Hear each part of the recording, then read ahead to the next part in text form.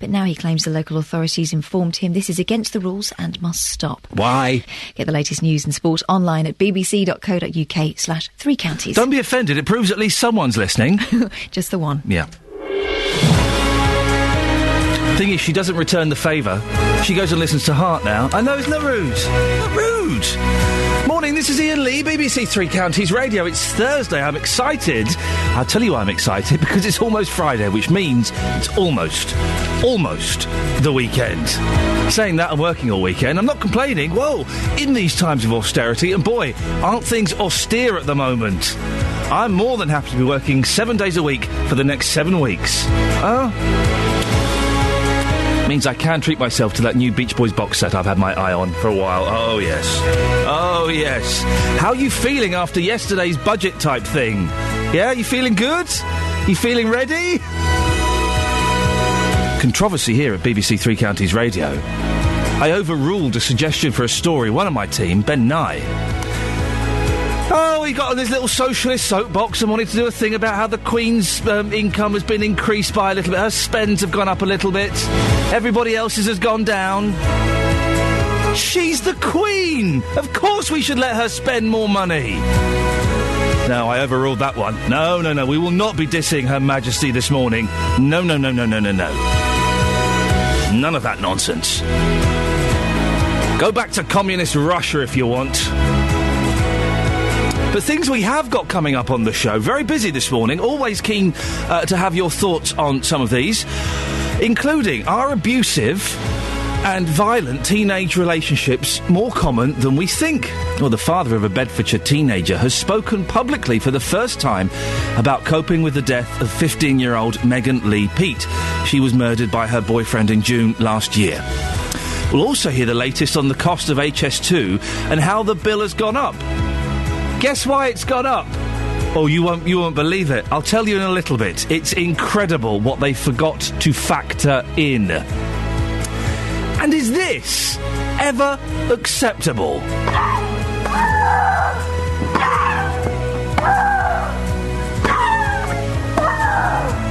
That was on the tennis. That was on television at tea time yesterday. Disgusting.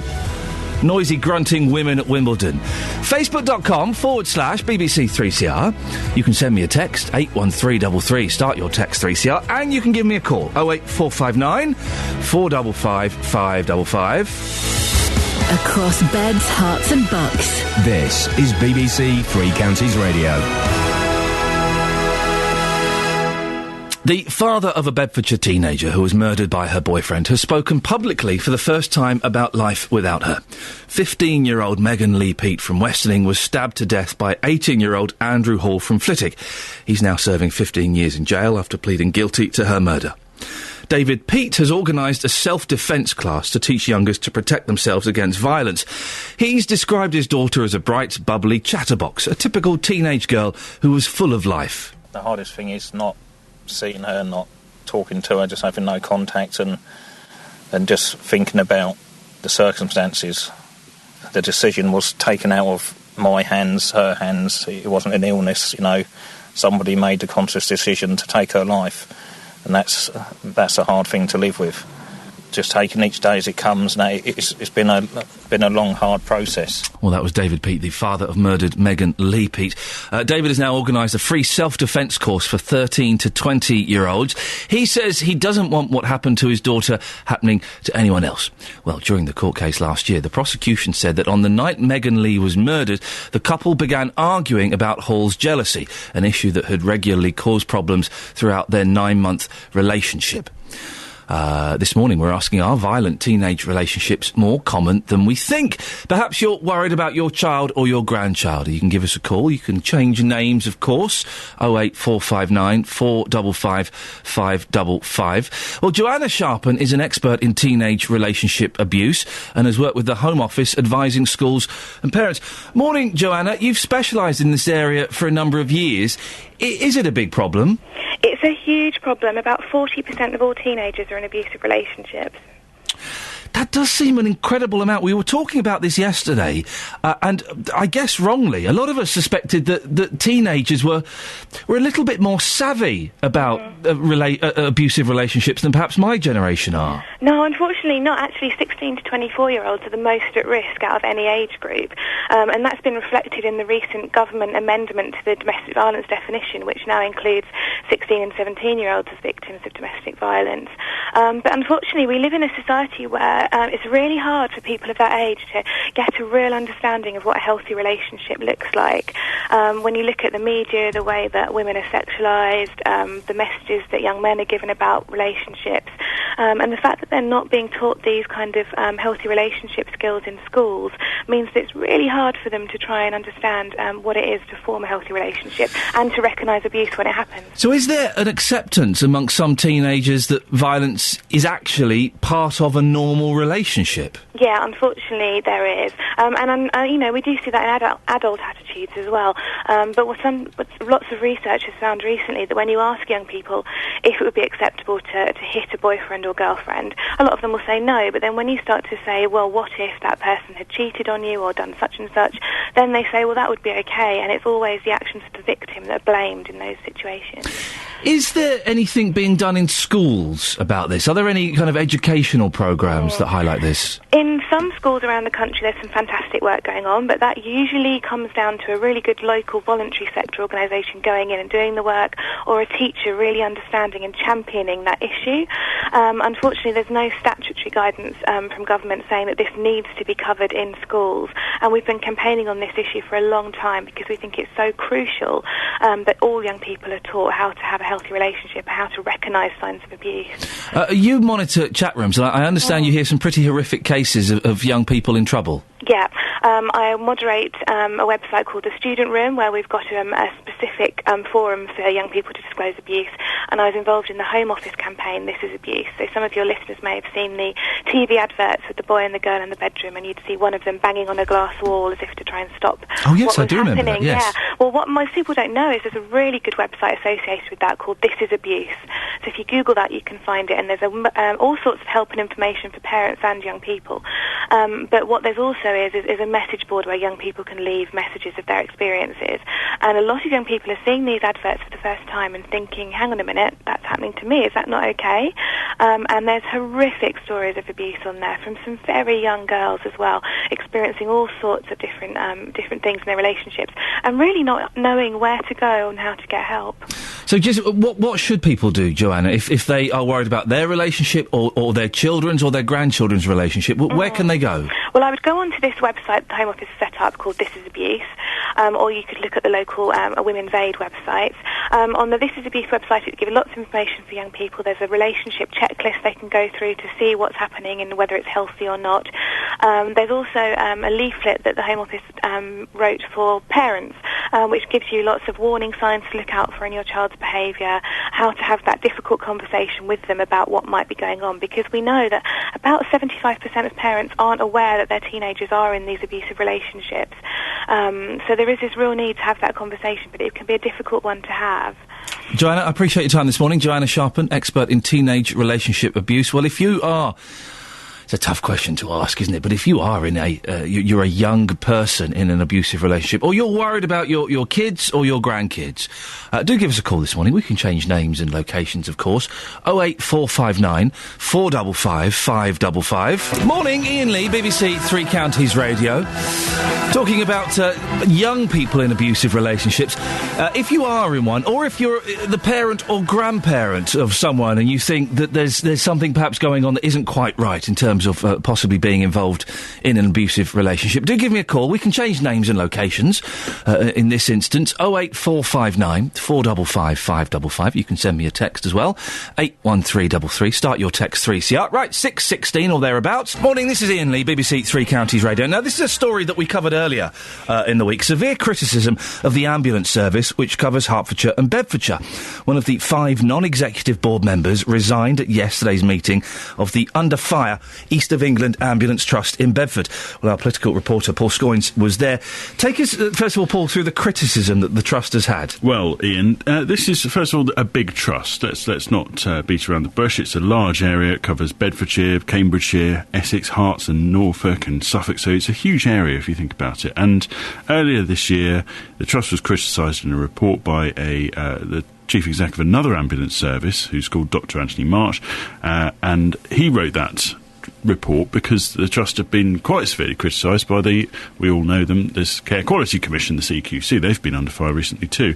Now, there were negative findings in both those reports. The reports were critical of the board's structure, saying the management system was too complicated, the performance figures weren't hitting the target. If you look here in the report yesterday, there's lots and lots of red. The red is bad. I mean, shown some graphs with lots of red on. Yeah, lots of red, which means that they're not hitting targets, and things like response times or answering calls fast enough.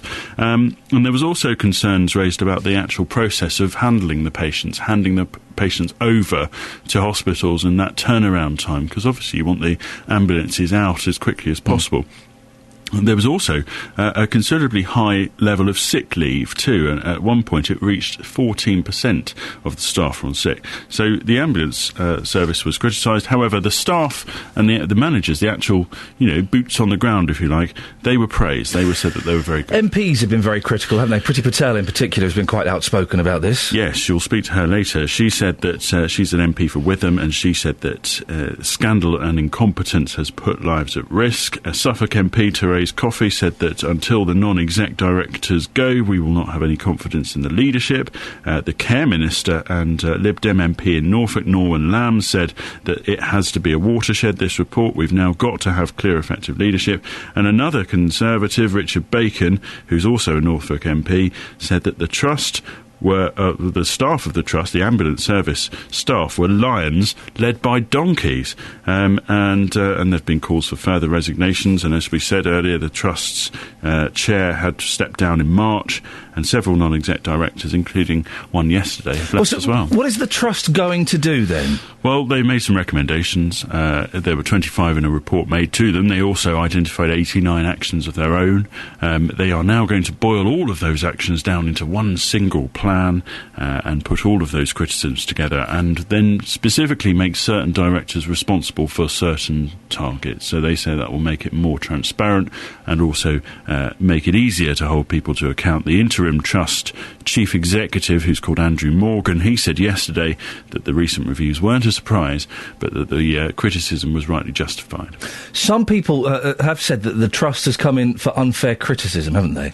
Yeah, that's right. We heard those MPs, but some people who were at the meeting yesterday felt that those MPs were perhaps speaking out of turn, that perhaps some had just cottoned on to the fact that this was happening. Bit of bandwagon jumping, perhaps. Bandwagon jumping, absolutely. Peter Blackman from the local health watches across the region, they're sort of an independent oversight, if you like, of the members of the public, says it's rather unfair of those MPs to line up and criticise the trust. I've never seen an MP at a board meeting. I've been coming to these board meetings for some years. As an independent, critical friend, I have never recognised a trust in crisis. It's like any other large organisation. There are areas where it can improve. The original CQC report highlighted that it was doing everything else right. The only criticism, the only deficiency was on the performance targets. I've offered to speak to the MPs on a number of occasions, but so far that hasn't been arranged. The MPs are, would you say, perhaps even jumping on a bandwagon? We've had one after the other, from Suffolk to Norwich to other ones as well. Are they being unfair to the board? I was horrified when an individual MP was shown on our regional television on the BBC describing this board as donkeys, and I think that was highly inappropriate, misleading. I'm on record as saying that it's a great shame that this trust has lost one of the best quality directors and one of the best medical directors in the country, and that's not just my opinion, that's the opinion of outside independent regulators as well. I think that the baby has gone out with the bathwater. Very interesting. That was Peter Blackman. Paul, thank you very much. Okay. We will speak to you about this again at some point. Pretty Pierre will be coming in. Will be speaking to us a little bit later on, and we'll be awaiting next Friday's report with interest and bring you the details here on BBC Three Counties Radio. 08459 455 555 is the telephone number if you want to give us a call. You can go to... That was Paul slamming down his headphones, by the way. If you wondered what that dull echo was, that was Paul Scoins slamming down his headphones. It was the noise you may have heard there. We'll be talking about tennis a little bit later on. As you know, Wimbledon is not my favourite thing. Although I missed this last night.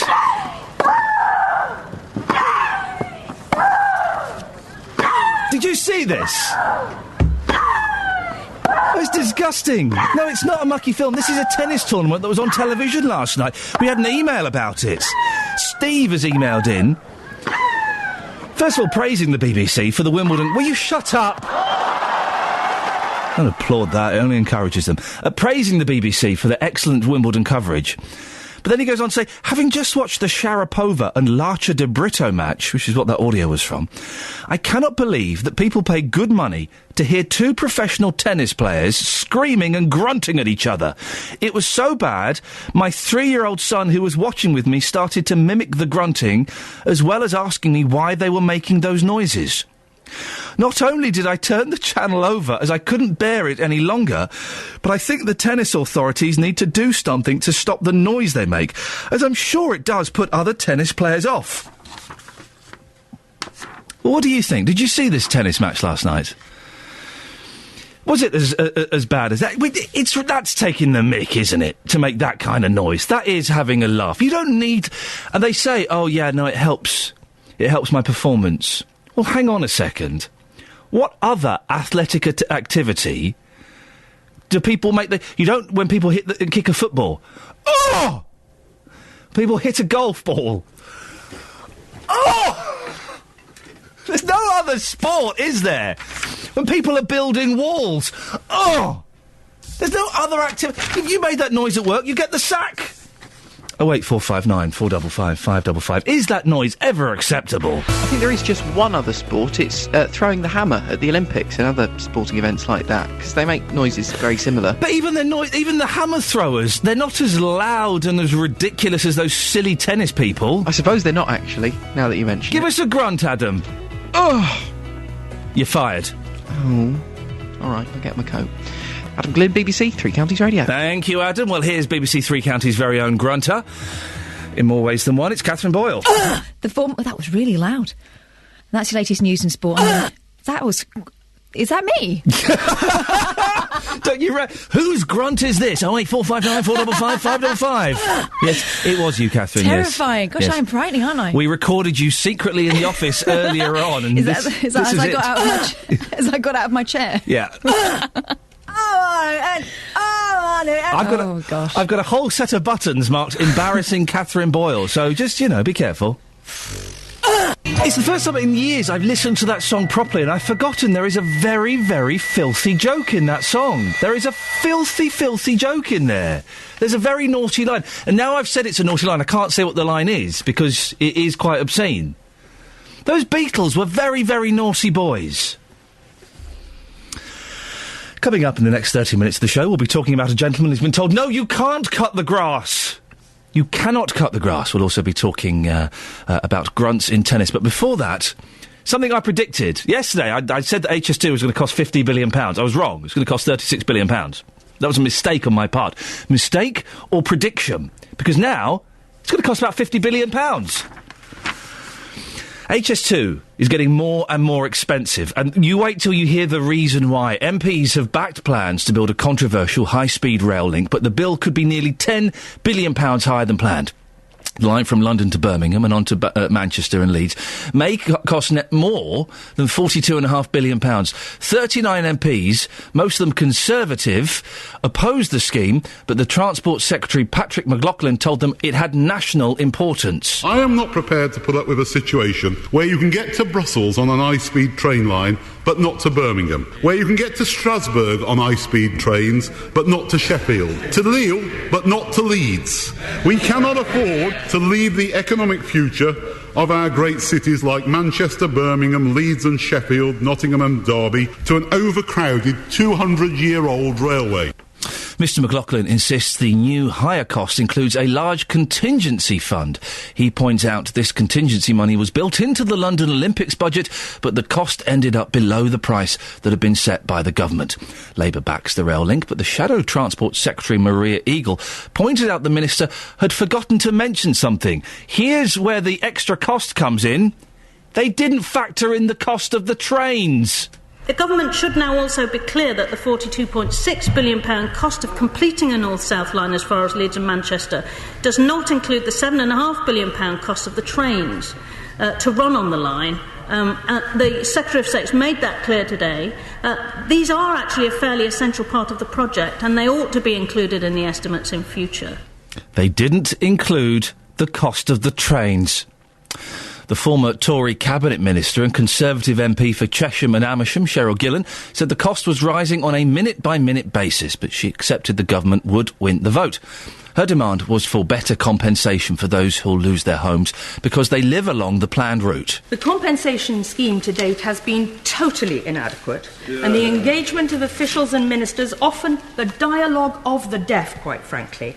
And this bill does not include specific undertakings on compensation that would fulfil the Prime Minister's assurance to me that compensation would be timely and generous to those people adversely affected. Labour's Clive Betts said some of those affected were starting to realise they would be forced to move. They accept that to a degree, but what they're saying to me is it reasonable, therefore, for the greater good of the country, that if they have to move from their home where they don't want to move, they should simply get 100% of the market value plus home loss? Isn't there any room for the Secretary to be a bit more generous? The Transport Secretary said he was considering a range of compensation options, including a property bond. That would mean an agreement to pay a homeowner the same sum for their property as if the rail line were not being built. But other MPs said for much less than the cost of the high-speed line, ministers could buy greater improvements. The Labour MP Kelvin Hopkins said for a couple of billion, the government could upgrade the East Coast Main Line. We'll be talking about this a little bit later on in the programme. But do you remember when the Olympics was all being touted and they were saying how much it would cost? And then halfway down the line, they forgot to... They said, oh, yeah, we forgot to factor in the VAT. Oh, right. And so this time, HS2... Oh, yeah, we forgot to include the trains. Oh, right. I see. You forgot to include the trains.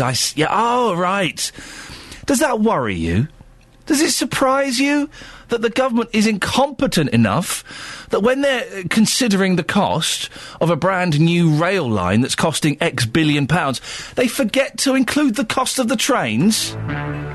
08459 455 555. A little bit of Neil Diamond. It'd be rude not to, wouldn't it? Give that a tune. That's not a beautiful noise, is it?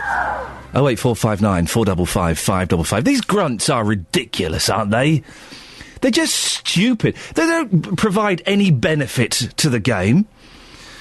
08459 455 555. You can call up and tell me your thoughts on that, and also give me your best grunt as well. And you can also go to Facebook.com. There's an interesting comment we've had on the Facebook page, facebook.com/BBC3CR.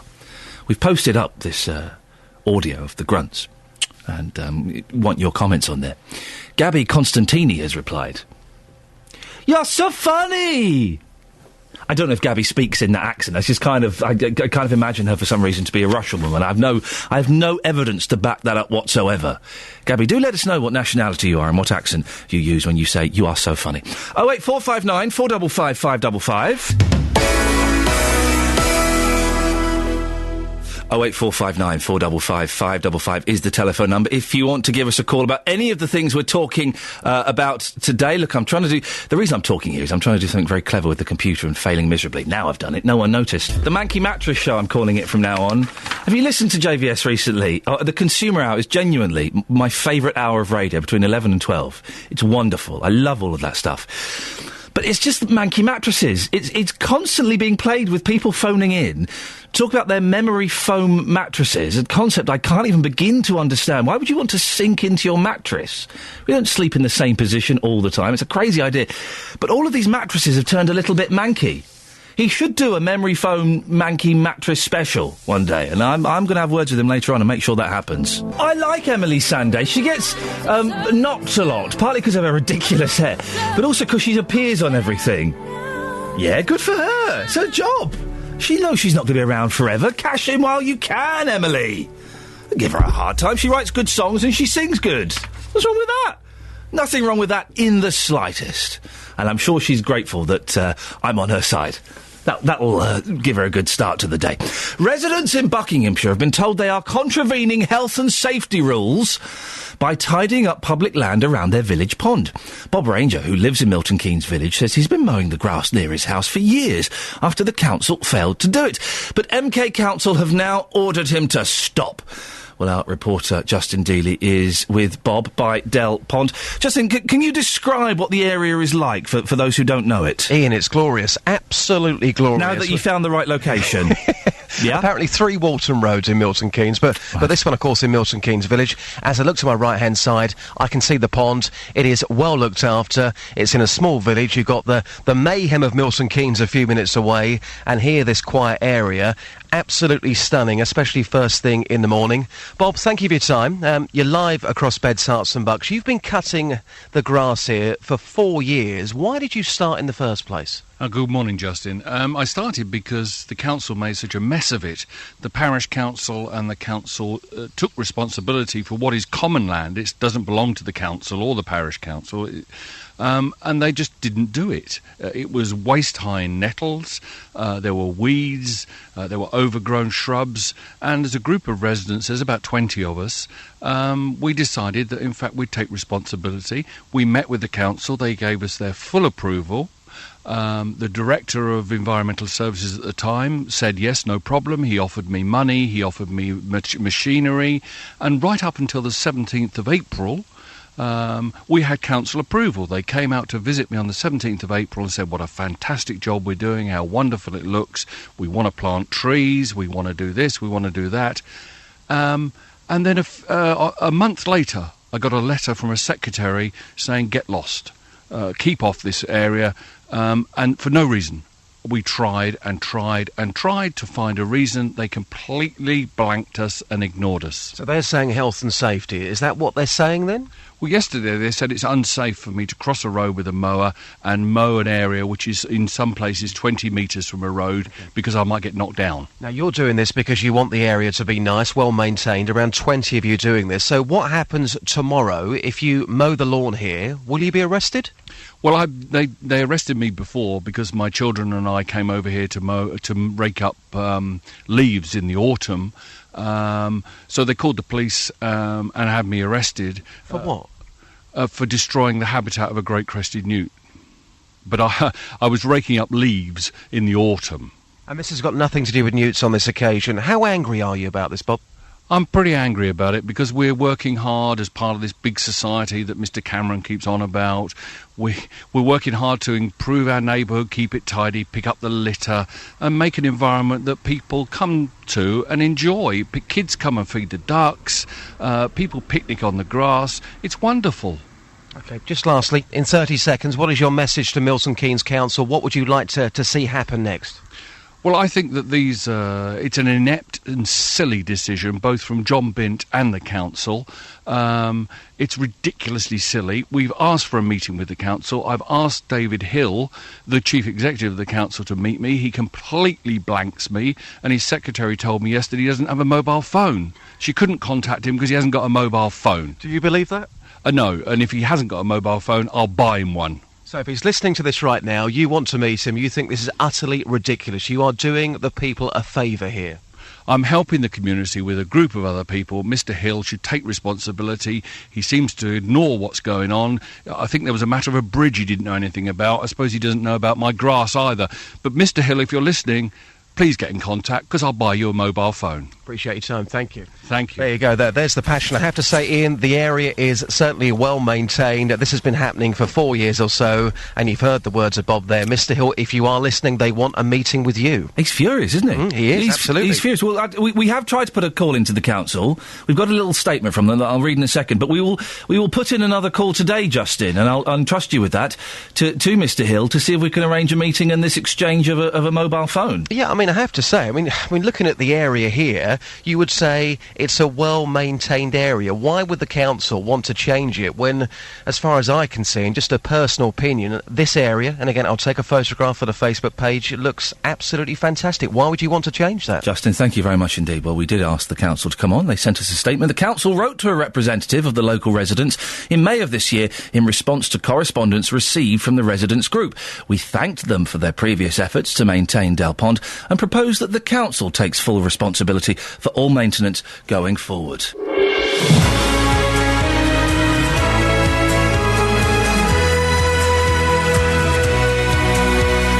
Morning, this is Iain Lee, BBC Three Counties Radio.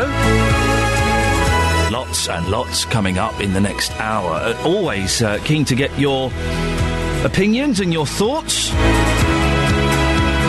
Are abusive and violent teenage relationships perhaps more common than we think? The father of a Bedfordshire teenager has spoken publicly for the first time about coping with the death of 15-year-old Megan Lee-Peat. She was murdered by her boyfriend in June last year. We'll hear the latest on the cost of HS2 and how the bill has gone up because they forgot to include the price of the trains. Are you joking? No.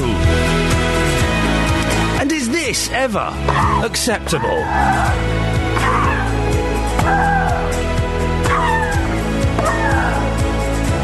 That was the tennis yesterday. That was Sharapova versus Larcher de Brito. But one of the tennis players has been complaining already. I don't want to talk about it anymore. It's over and done with. It's already an old topic, the grunting. People keep going on and on about it. Of course they keep going on and on about it because it's ridiculous. You're showing off. It does sound like rutting foxes, doesn't it? Think you can say rutting on the air. Think you can. We'll find out later on if I get a slap wrist or not. Facebook.com/BBC 3CR. You can send a text 81333. Start your text 3CR.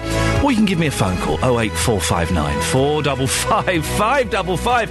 Hold everything. Here comes the coffee man.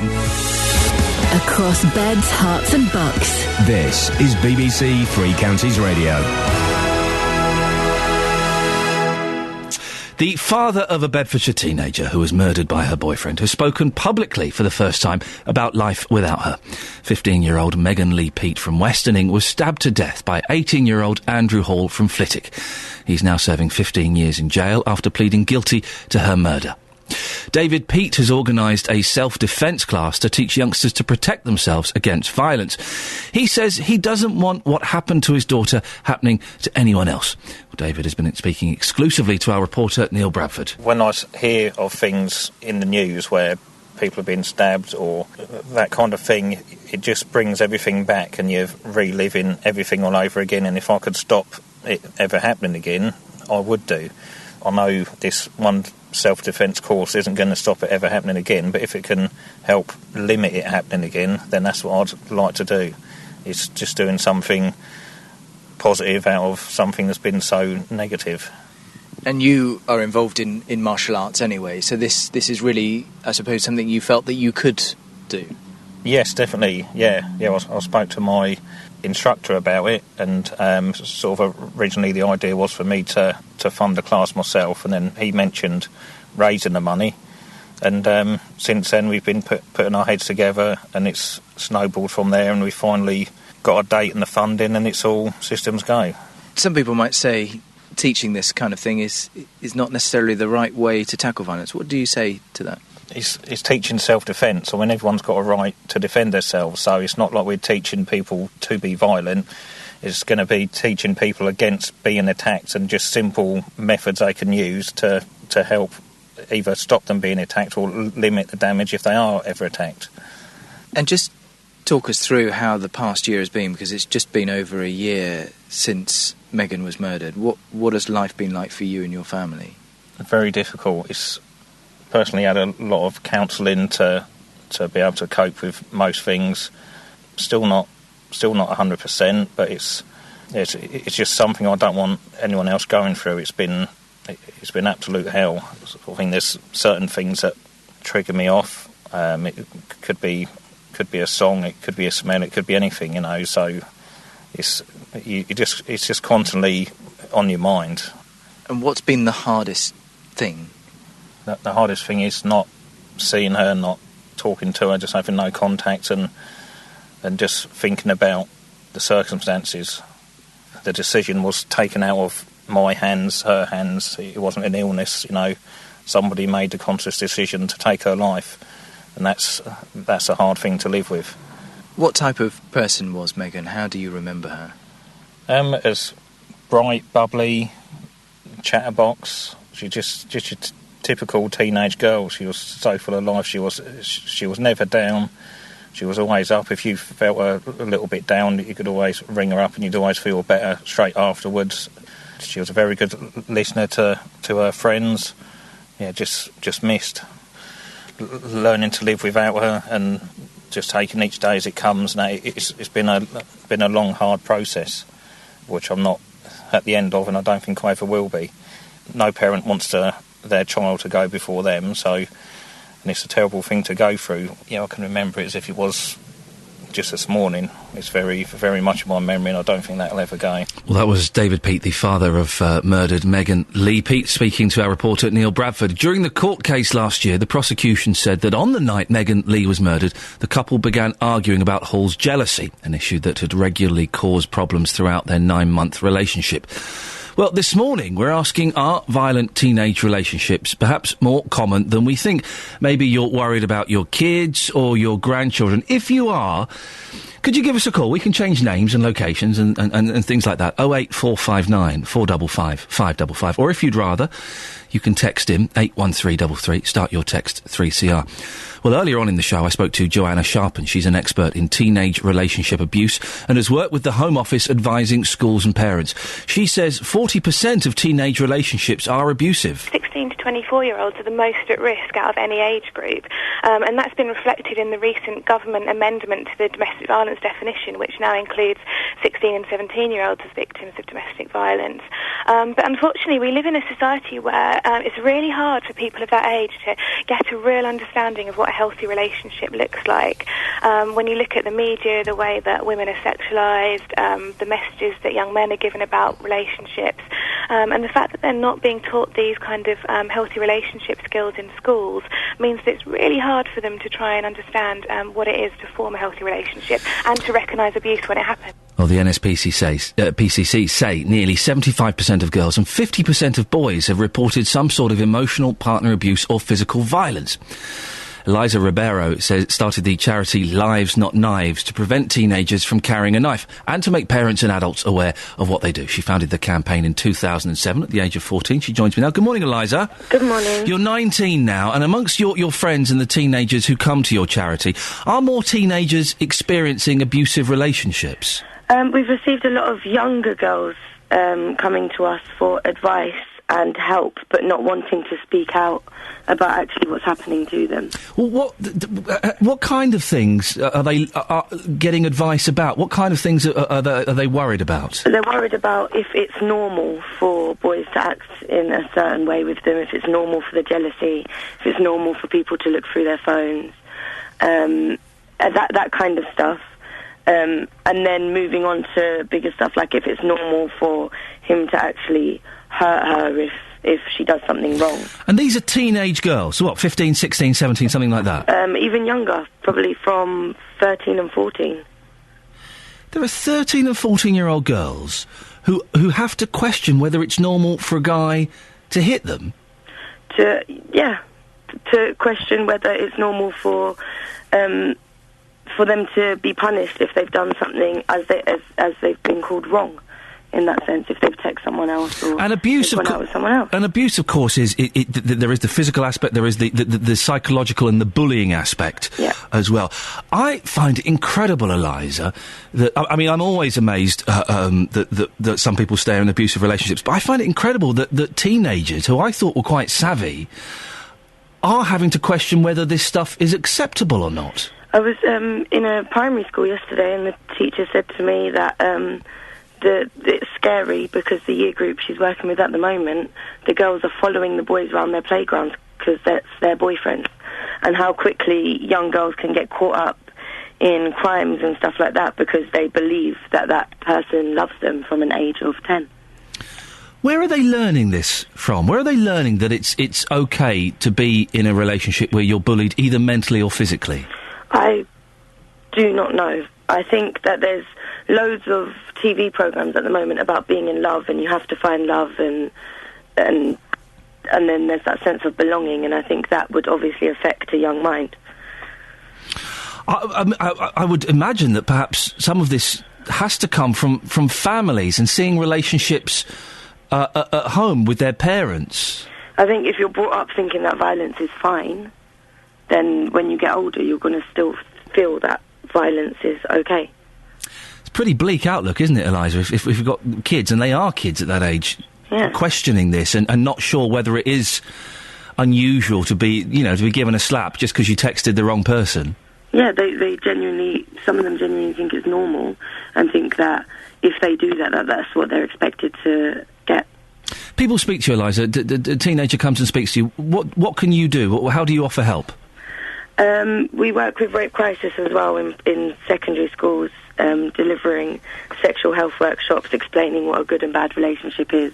And Rape Crisis are amazing and offer support for young women.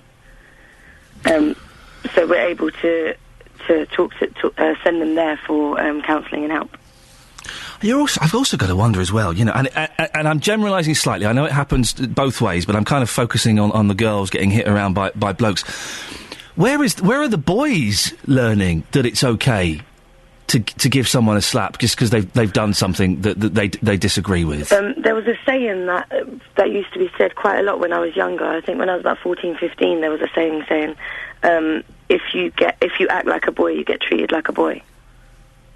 So if you can be brave enough to be rude to someone, then expect to be rude, get someone to be rude back to you, or for a boy to threaten you or hurt you. Eliza, it's really nice to talk to you. It's quite a bleak picture. Are you optimistic for the future that we can turn this around? Definitely.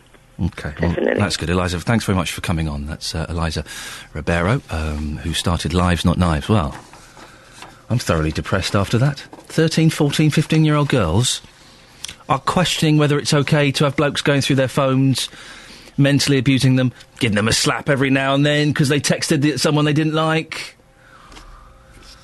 Really?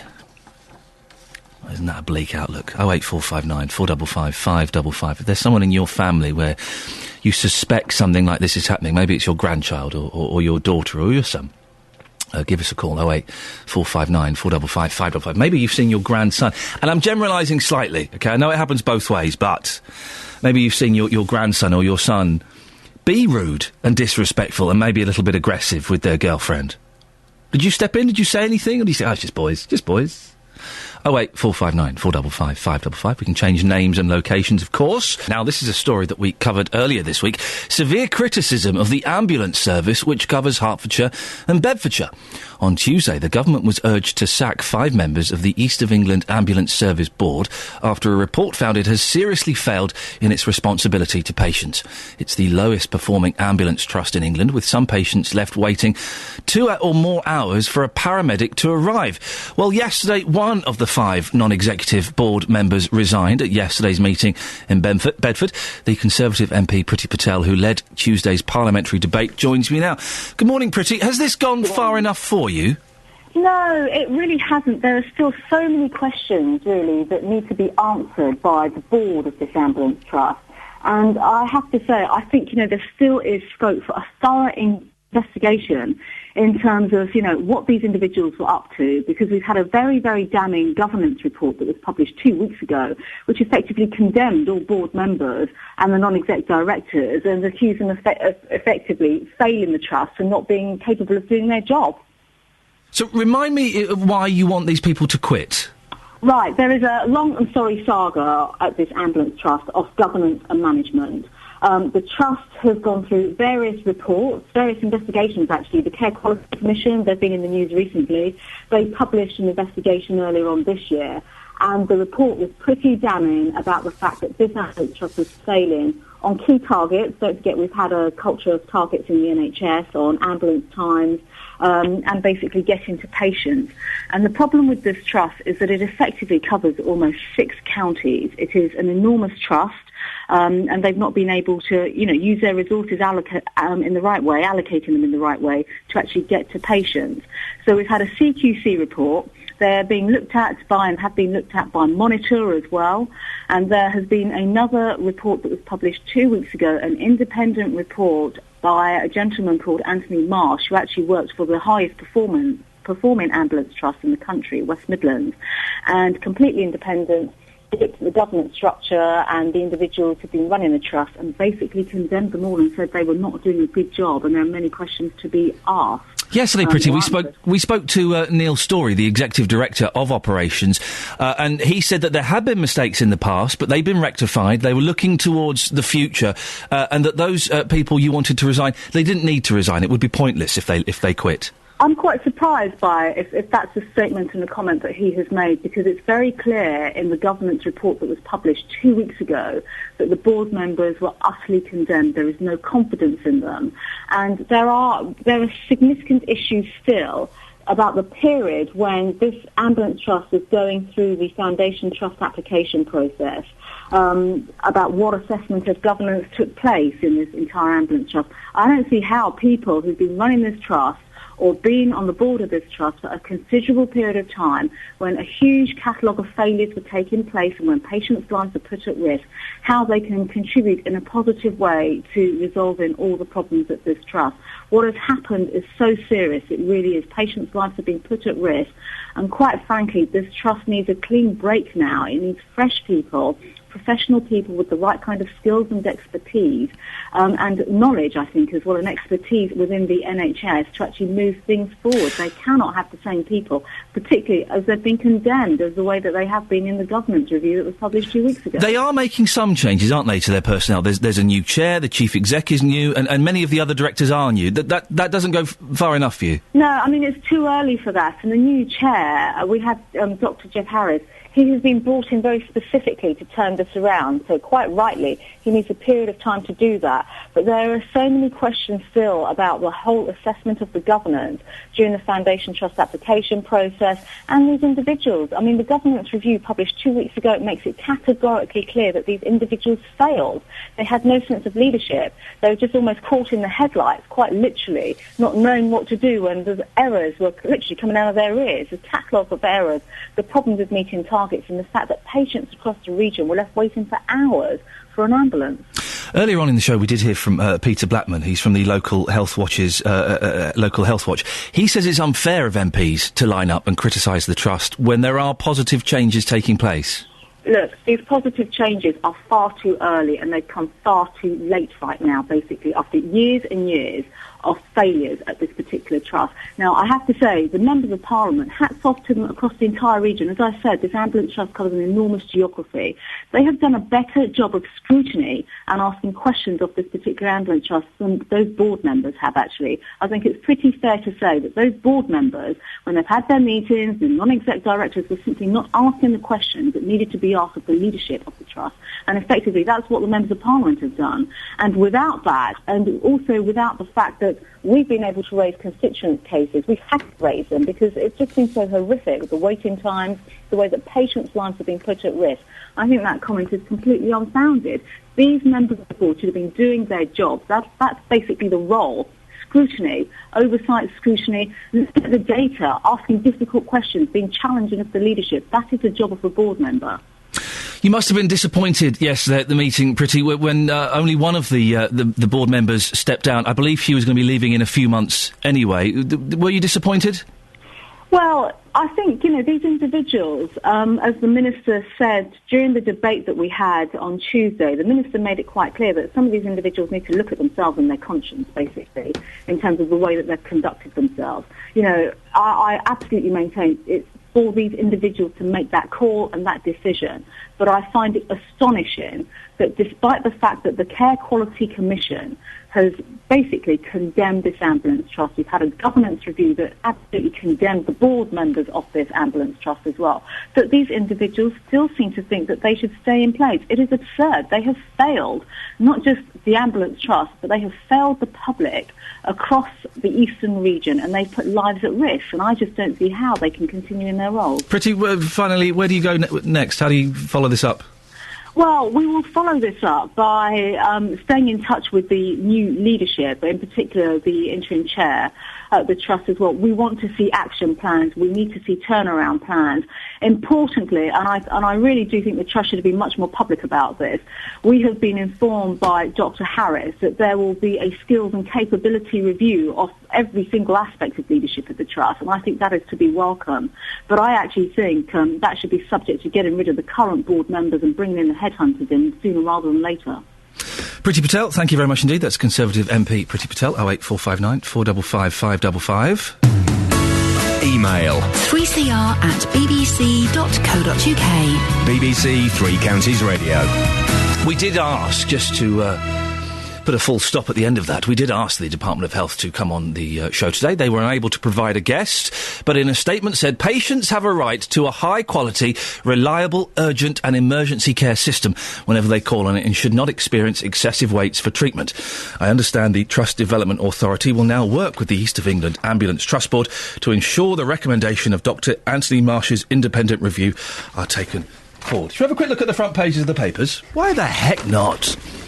I've just had a strong cup of coffee, and boy, I've got a little bit of a buzz. The buzz is kicking in now. We're all a bit wild-eyed. You forget your youngsters at Glastonbury this weekend, popping pills like there's no tomorrow. Get a strong cup of coffee inside your kids. Let's put on some Jimi Hendrix records, shall we? Right. The Times. Another man has lost a game of tennis. Oh, no! This is outrageous. He's a famous tennis man, is he? I don't know. Federer, I've heard of him, yes. Roger Federer. Is Jimmy Connors? Well, how's he doing this year? Is he doing well? And Agassi. Agassi's my favourite. I can't wait to see him in the final. Agassi versus Connors. That's what I'd like to see. Jimmy Connors is not too old. He's not even too old for the veterans. How rude. Jimmy Connors, Andre Agassi, stars. Tennis superstars. Do you remember Agassi had that long hair and then he shaved it all off because he was going bald? Is he still going out with Steffi Graf? I went to Wimbledon once. I don't like Wimbledon. I went to Wimbledon once. Are they married? And Steffi Graf on the television, I always thought looked big nose, big thighs. Big nose, big thighs. I walked past Steffi Graf at Wimbledon. She was one of the most beautiful women I know. In the TV doesn't do her justice. In the flesh, beautiful flesh. I know. There is a little bit of a hooter. I quite like big noses on women. I like and a slight wonky eye. I like the imperfections. Osborne turns guns on benefit. We'll talk about George Osborne just after 7:30 and the changes he's put into place about benefits. Got to learn English. We'll have a little chat about that a bit later on. The cuts that keep on coming is the front page of The Guardian. Osborne slashes public sector jobs and makes jobless wait for benefits and £11 billion savings. Great Ormond Street. What's this? I have an interest in Great Ormond Street, having spent a lot of time there the other week. Great Ormond Street gagged top doctor over safety fears. The country's best-known children's hospital imposed a gagging order on one of Britain's leading doctors after she raised concerns about patient safety, triggering rows with managers which led to her departure. I'll have a read of that later on. The Independent, Federer turfed out because they play on grass. The Wonga coup, Osborne's gift to the payday lenders, fears that welfare claimants forced to wait longer for benefits will be driven into debt. The Daily Telegraph, farewell Federer. Osborne wields welfare axe. And we'll do the Express, the Mail and the Sun a little bit later on, shall we? We'll have a look at those a little bit later on. 08459 455 555 is the telephone number if you want to give us a call. Oh, and that's your latest news and sport. More from me at 8 o'clock. When he said the back of a bus, I thought he meant me! Of course. No, it wasn't, though. Across beds, hearts and bucks. This is Iain Lee. BBC Three Counties Radio. Grunts, cadets, and the over 50s. The next 30 minutes sounds pretty darn good. Even I, if cynical me sat in my car, would go, oh, turn this up. We're having some of this. 08459 455 555 is the phone number. We've got ministers for education, health, community, transport. The list goes on and on and on. But it seems there's a post that's missing. Today there are calls for a minister for ageing. Relate, the relationship support organisation, say there's no coherent government strategy for coping with our increasingly ageing population, and we need a minister focused on doing exactly that. It wants someone who can focus on the importance that a relationship can play in happy old age. Well, Chris Sherwood is from Relate. Good morning, Chris. Good morning, Ian. How important is a relationship in old age? I think it's absolutely central to a good later life. I mean, Relate has been delivering services for 75 years, and we know that relationships are at the heart of a vibrant society. But it's not just Relate that's saying that. From this research, we found that 83% of people over 50 said that their relationships with their partner, their children, their grandchildren and friends was central to a good later life. It was second only to good health and of equal importance to financial security. So relationships are absolutely essential to a good later life. Why do you want a minister for the ageing, and what would you like them to do? Well, one of the worrying statistics we saw in this research was that, 20% of people over 50, almost 4 million people, lack the confidence to form new friendships and relationships. Sorry, how many people? 4 million. Wow, OK. And what we know is that, an ageing society is going to cost the UK economy approximately £300 billion by 2025. The scale of the cost is going to pale in comparison to the financial crisis that we've just been through. But what we know is that relationships can play a really important part in actually mitigating some of those costs. So investing in them will deliver real benefits to the taxpayer, but also to society. If you're over 50, Chris, and you're single, what's the best way to get a date? Is it to go... are there specific websites for older people? I bet there must be. I'm sure there are. I'm not a relationship counsellor, but we obviously will support people to find relationships. And one of the interesting things about Relate is that we don't just work with couples, we also work with people who are looking for love and looking for relationships. We do know that dating amongst people over 50 is significantly increasing. We see that in the fact that we know from this research that older people are having more sex, but also we know that, sexual health programmes are not really targeting older people. And a worrying trend we're seeing is that we've seen a doubling of the number of sexually transmitted diseases amongst people over 50. We do have a mini sexual health crisis going on amongst people over 50.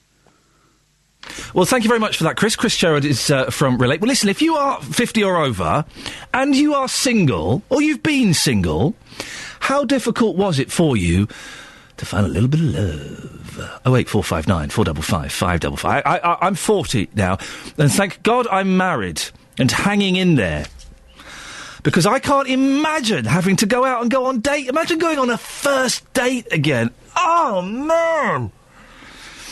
The pressure.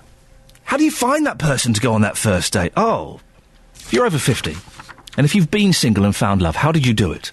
Let's have some optimistic stories. 08459 455 555. And because they make great radio, let's have some depressing stories as well. Let's be honest.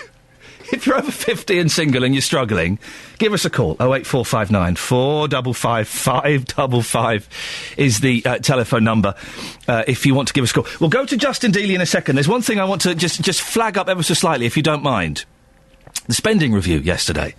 There was one thing that kind of got a bit lost amongst all the other announcements, I think. And I spotted this, and it made me kind of think, oh, dear, that's interesting. As the Chancellor cut the welfare budget by 9.5%, George Osborne said benefit payments would be withheld from job seekers who can't speak English as well as a 9-year-old. He said that those who refused to take state-funded English lessons to improve their language skills wouldn't benefit from benefits. Who writes this stuff? That's a great line. Wouldn't benefit from benefits. We'll be talking to Andrew Selous later on in the programme about this. And we'll be asking him about this and possibly about one of his tweets he may have sent out yesterday. But if you can't speak English properly, should you be entitled to benefits? What do you think? 08459 455 555. Do you support that? You can't speak English. At the level of a 9-year-old, you don't get your benefits. 08459 455 555. I would just say that the Brits living abroad have a very poor record of learning foreign languages, don't they? 08459 455 555. Now, yesterday, Wimbledon was as much about the noises from some players as the tennis, as Maria Sharapova crashed out of the competition to Portugal's Michelle Larcher de Brito.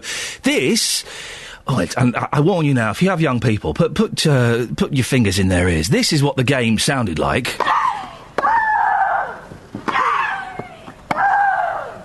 Oh, for goodness sakes. It's just showing off, isn't it? What do you reckon to this, Dealey?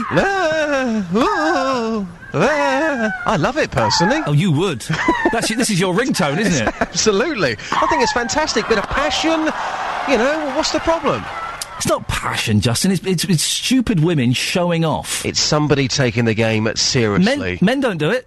Well, yes, they do. They don't do it like that. Yeah, they do. No, they don't. Well, they do it like this. Now listen, we're going to play a little bit of tennis later on. Yeah. Are we going to be grunting? Well, yes, I'm a grunter. Because, again, I'm passionate. If I'm going to play any game, whether it be football, whether it be tennis, whether it be basketball, I'm going to be passionate. And for me to get those big hitting shots in there, you are definitely going to be hearing one or two grunts. We're going to be playing tennis later. But they don't... Justin, you say it's passion. You say it helps the sport. You don't get those idiot footballers grunting. And they do. They don't grunt. You just don't hear it. That's the thing, you see. They don't grunt like that when they kick a ball. Oh! If you're taking a penalty, you might give it a quick, oh, get in there, my son. Yeah, but get in there, my son. When you're kicking it. No one makes that grunting noise when they're kicking a football. You just don't pick it up, and I'll tell you why. Because at Wimbledon, of course, if you say anything, you're thrown out. It's full of posh people. It's very, very quiet in there. That's why you pick up the grunts. In football, you are going to hear a few grunts, but because people are allowed to make noise and it's the people's game, you don't pick up the grunts. Come on, Tim. Quiet, please. Yeah, that's how tennis goes. That's how it goes. Justin, you've been looking into this very important issue this morning, haven't you? Yeah, just because we're so crazy, we've been out hearing people's greatest tennis wacky grunts. Breakfast show. We are so wacky. Here's a collection of people's grunts for you. I'm Alan from Benjo, near Hertford. Alan, you've got a lot of responsibility on your shoulder right now. Can you give us your best grunt? Once again? Do you feel like you look rather stupid? Yes. Now, what about your grunts? 3, 2, 1, take it away. How do you feel now? Better, thank you. Well, here's somebody else who is prepared to give us their grunt across beds, hearts and bucks. What's your name and where are you from? I'm from Neil Watson, Stansted Abbott. OK, Neil. Can we have your best tennis grunt? And make this good. Wow, what on earth was that? I think I'm now going to walk away. I'm going to run away. See you later. Well, this has been great fun this morning. Here's our last contestant, if you like, giving us a grunt. Sir, what's your name? John. John, OK. Would you like to give us your finest tennis grunt? Yes, I would. Yeah, I'll get you, butler. Yeah. Wow, you get paid for this. I do. By the listeners. That's the thing. They're paying your wages to do this. It's amazing. That third person, quite what that grunt was all about, I don't know. But a lot of people moaning today in the newspaper saying they should ban grunting. I have to say, if grunting was banned completely, I think tennis would be a much weaker game. But that is just my opinion. But it didn't used to happen, Justin. Virginia Wade and Billie Jean and Chris Evert Lloyd and all of the other ladies from the 1970s tennis with the wooden rackets, they didn't make even Navratilova didn't make the grunting noises. Well, come on, it's a much more powerful game these days. It's all about the power, and to get the power, sometimes you've got to give it a quick grunt. Just saying. Justin Daly, thank you very much indeed. Well, what do you think, dear listener? Did you hear the tennis last night? This was prompted. We had an email from, from Steve. Who emailed us. First of all, I want to say what great coverage the BBC are doing of the Wimbledon Championships. All right, Steve, calm down. But having just watched the Sharapova and Larcher de Brito match, I cannot believe that people pay good money to hear two professional tennis players screaming and grunting at each other every time they hit the ball. It was so bad, my 3-year-old son who was watching with me started to mimic the grunting, as well as asking me why they were making those noises. It is ridiculous, isn't it? We don't need it. 08459 455 555. There were 3 newspapers that I missed out. Don't forget, Andrew Salou's coming on later on. We'll ask him about that tweet. It's a great tweet. It's a great tweet. Even Bob Mortimer was retweeting it. Daily Express. What have we got here? Britain's gunned down in paradise. Family of 3 die at luxury Spanish villa. A tragic family of 3 were found shot dead yesterday in a luxury villa on the Costa del Sol. A husband, who is thought to be British, is believed to have killed his wife and daughter, then turned the gun on himself. There's a picture of Andy Murray's girlfriend. Well, he's batting above his average, isn't he? If he wasn't a multi-millionaire tennis player, then Mr. Smiles would certainly not be going out with Kim Sears. Daily Mail, Wimbledon carnage. Well, really now, Wimbledon carnage? There was carnage there yesterday? Yes, I remember that Peter Crouch quote. He was asked what he'd be if he wasn't a successful multi-millionaire footballer. He replied, a virgin. Daily Mail, carnage at Wimbledon. It's not really carnage, is it?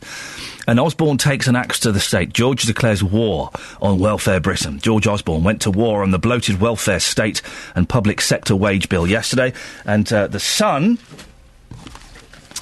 man of the people blunder. There's that picture, wasn't there, yesterday, of George Osborne being all, hey, I'm just a normal kind of guy. Hey, listen, we're all making cuts. I'm eating a burger and chips.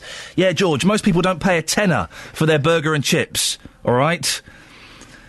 £9.70 for his Byron burger and fries. That's a posh burger and a posh fries. There's also a picture of Nigella's crate. Escape. She's moving out. Is she moving out? She's moving out of her house, possibly. And she's done it whilst using transparent plastic boxes. You would think she would have boxes that... So we've been able to see... She's got a cannabis drink. A cannabis energy drink is part of theirs. It's in one of the boxes, I know. Some hats. Some plastic toys. A blender. A cuddly toy. 08459 455 555. Now, the Chancellor, George Osborne, has admitted it's been difficult making cuts in the government spending review. He's identified £11.5 billion worth of savings across Whitehall departments to take effect in 2 years' time. But he told MPs it was right to take action to help reduce Britain's budget deficit. Finding savings on this scale has not been easy. These are difficult decisions that will affect people in our country. But there never was an easy way to bring spending under control. But how will these cuts affect local councils, and how will they affect you? Well, leader of Central Bedfordshire Council, Conservative councillor James Jamieson, might be able to tell us. He joins us now. Morning, James. Good morning. What did you make of the spending review? It was announced, I think we all knew, that you'll take a 10% hit. How is that going to affect you? Well, we weren't surprised, but we were disappointed. Obviously, we've been continuing to drive through efficiencies in local government and in Central Bedfordshire in order to support our residents, retaining frontline services and not increasing council tax. And yet again, local government is being hit harder than anyone else. Local government has seen something like a 30% reduction in its funding from government, and yet other departments on average have been around about 10%. So we're getting the short end of the straw on this one. Practically, what does it mean for the people of Bedfordshire? Well, it's a bit hard to say at the moment because this is 2 years out, and it's always the devil in the detail. You know, the last spending round, Central Bedfordshire was hit quite hard, whereas other councils like Luton did quite well. So, you know, it won't be a across the board 10% cut. It will vary by council. So we hope we're one of the lucky ones this time. So that's bad news. But on the other side, there was some quite good news. There's some investment in infrastructure, and we hope to get our share on that. And as I was saying the other day with you, we're very keen on working closer with the health service to deliver efficiencies and deliver better services for our residents.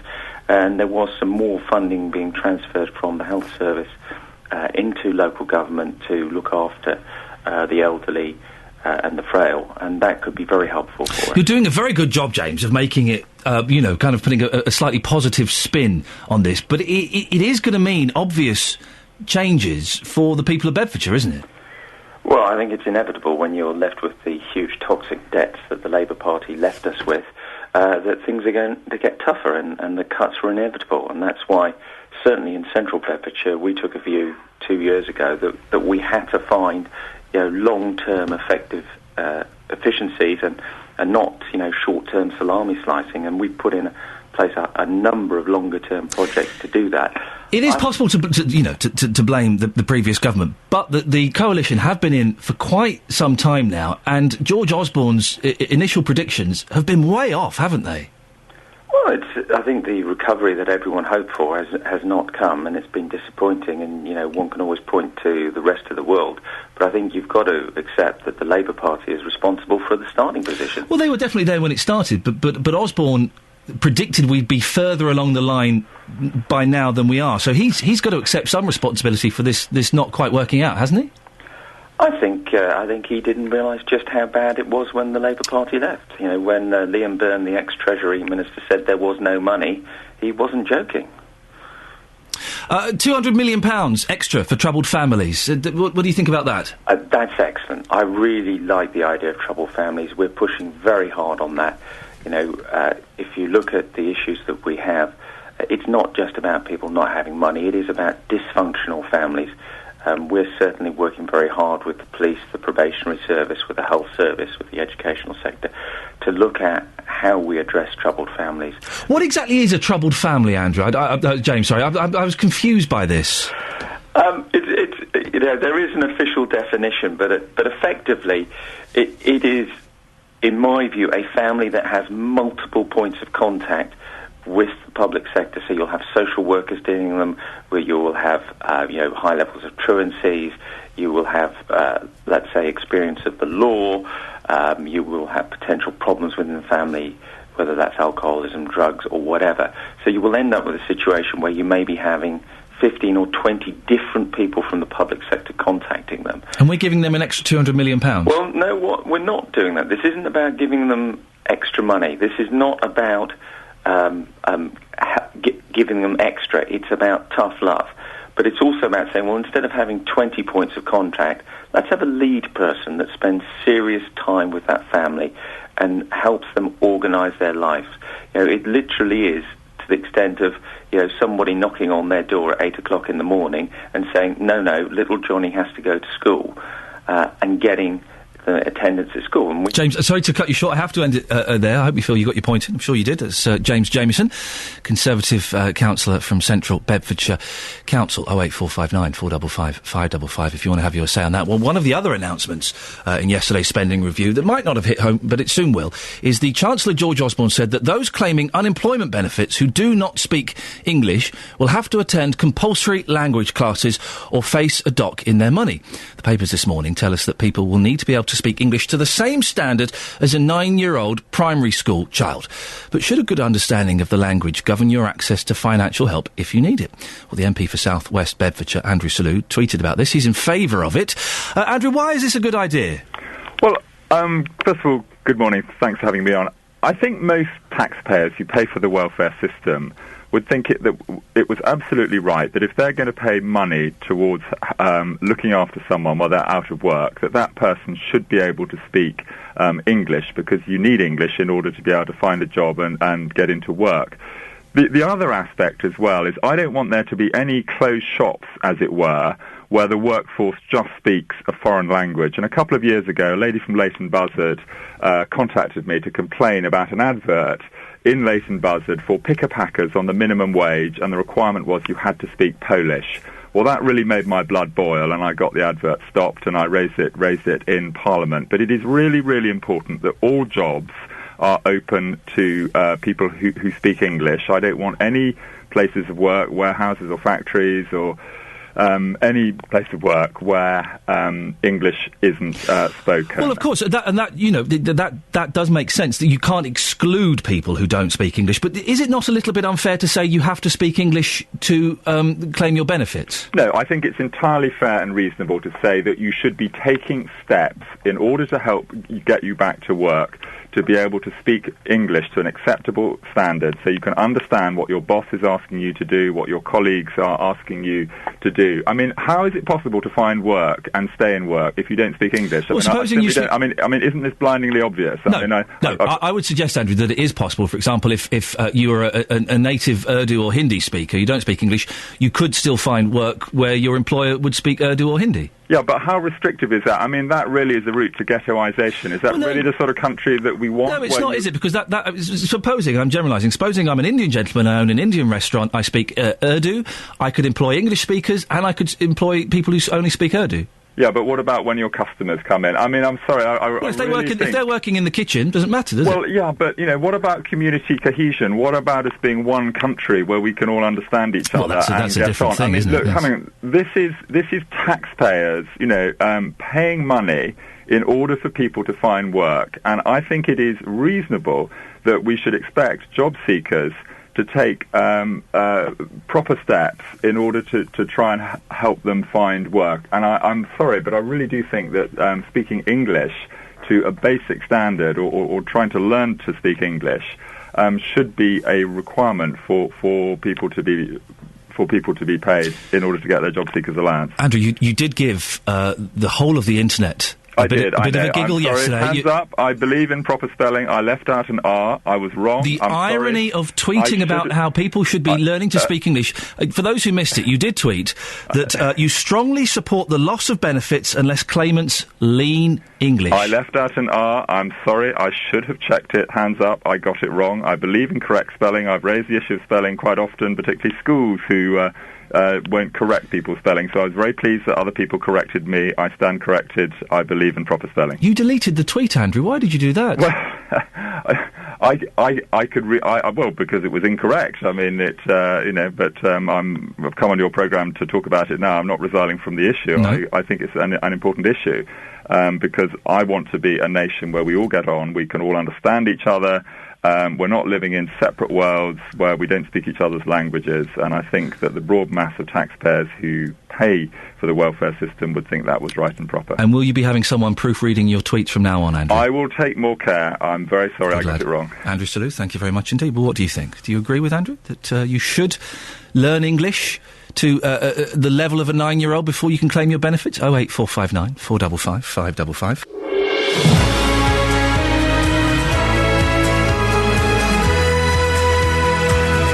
This is Iain Lee, BBC Three Counties Radio. If you're wondering what my beef is coffee. No, hang on, is that what it means? No.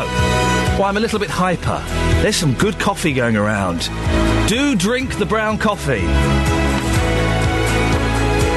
Here every weekday morning between 6 and 9. And if you miss the show, you can listen again on iPlayer, or you can download the podcast. There is a podcast, about 45 minutes long.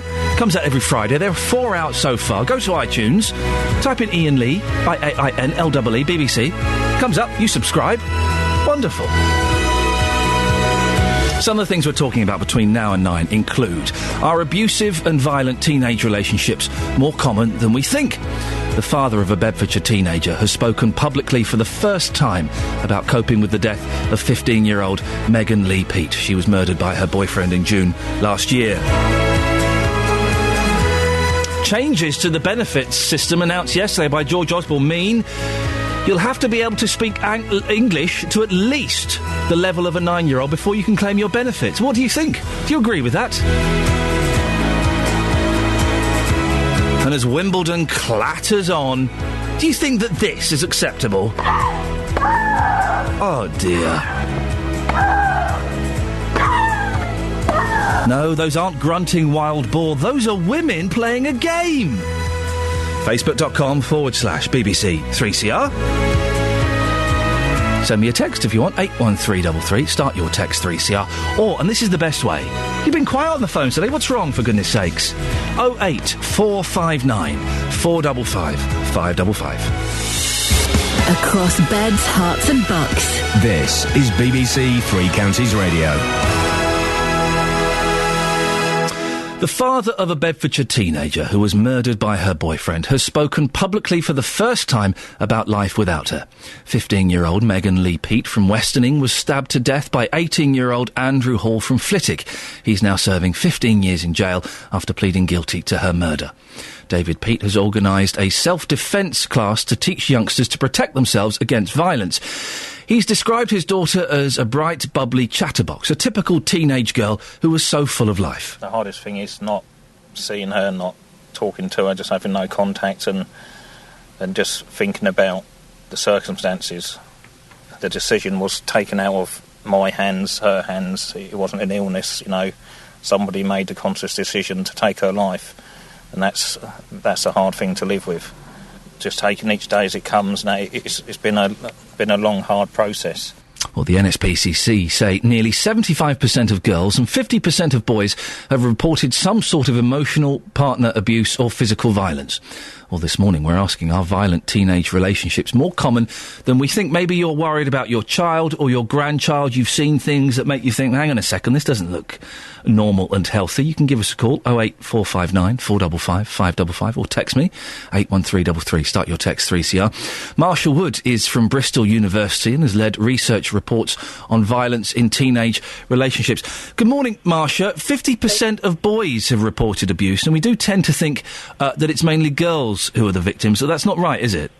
Well, yes, that is the case. And when you're talking about the 50%, you're actually talking about the emotional partner violence, because there's a number of, different types of violence. So physical partner violence, it's actually 18% of boys that reported some form of physical partner violence, and boys 50% of boys reported emotional partner violence.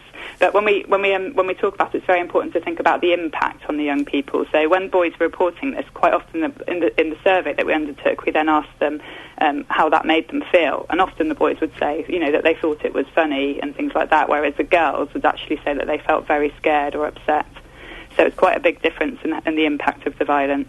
But girls were more likely to experience all forms of violence. We're talking about physical partner violence, emotional violence, and sexual partner violence. In terms of the emotional violence, I'm guessing with things like Facebook and Twitter and all and texting and all of this, there are so many different ways that this emotional bullying can be carried out now. Yes, that's true. We're undertaking a new study now to look at the role of new technologies, such as, mobile phones and social networking sites, in instigating and maintaining control and violence in young people's relationships. And, at the moment, this is an area that's not really very well explored, so that's something that we're looking at now. And when young people go home in the evenings, they've got the computers, and, so there's kind of no escape from the violence. So it's a different dimension that we need to take into account. The thing I'm learning this morning, Marsha, and the thing that is confusing me, is that young teenagers, and we've heard reports of, people as young as 13, 14, 15, questioning whether this mental abuse and this physical abuse is a normal part of a relationship. Yes, I think that's why we need to educate young people, and that is so important, because it's not acceptable to be emotionally abusive to your partner, and that can often, lead to turn into physical violence. And I think it is something that's very hard for people in general to recognise in their relationships, and particularly for young people, where the topic of kind of relationship violence hasn't really been discussed until recently. So, yes, it is important. Where are they learning that... why is there confusion about violence in a relationship? To me, it's always been, if someone hits you, that's violent, you get out. Why is this confusion? Is it TV? Is it families? Where's it coming from? Well, one of the factors is that, if young people are in families where there is a history of violence in the family, then, that can maybe be something that becomes seen as something more normal, and that did show in our survey to be a factor that meant that young people were more likely to experience violence in their relationships. But then it's not always the case. Some of the young people would say that they'd witnessed it within their family, and that they would, that meant that they were definitely not going to be violent in their own relationships because they thought it was so terrible. But, it is hard to know where it came from, but it's not. We have to say, this is the first time it was being measured when we undertook our survey, so we don't know if it's a new phenomenon or if it's been going on for a long time. But I think for young people, it's just not something that was necessarily been, brought to the agenda until recently. Domestic violence has always been thought of something that occurs between adults and not necessarily between young people. If there's some 15, 16, 17-year-old kid slapping his girlfriend around, is there any hope for that young boy?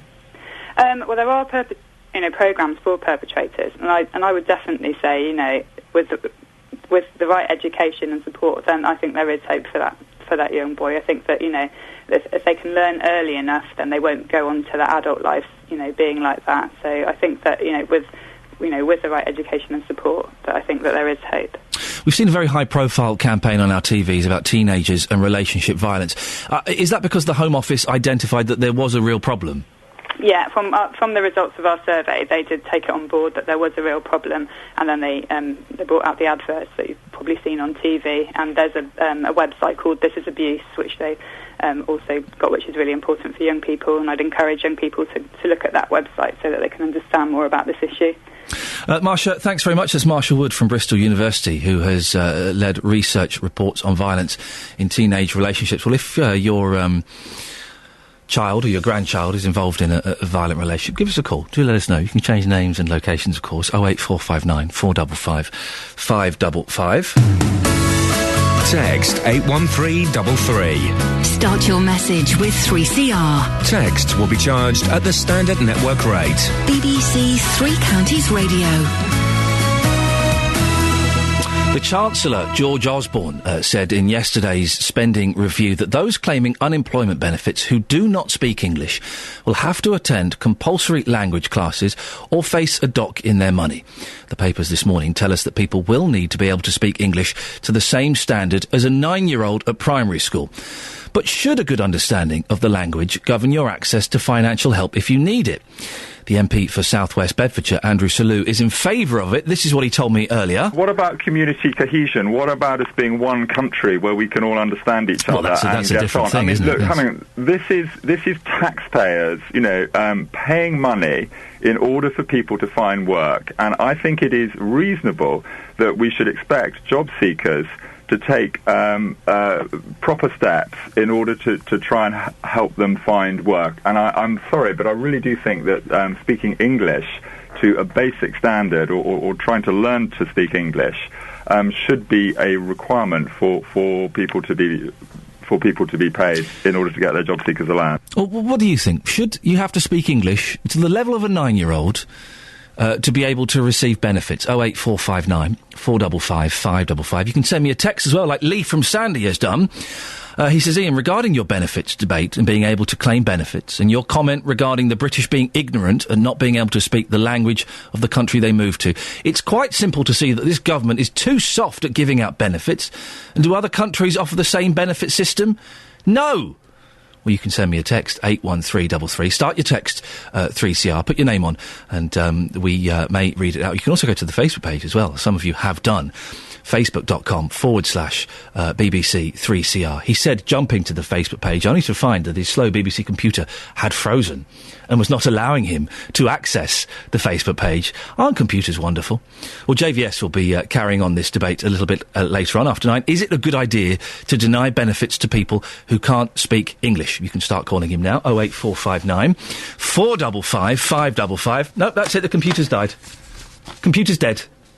We have a dead computer here, dear listener. The BBC computers, we only have them because of the unique way the BBC is funded.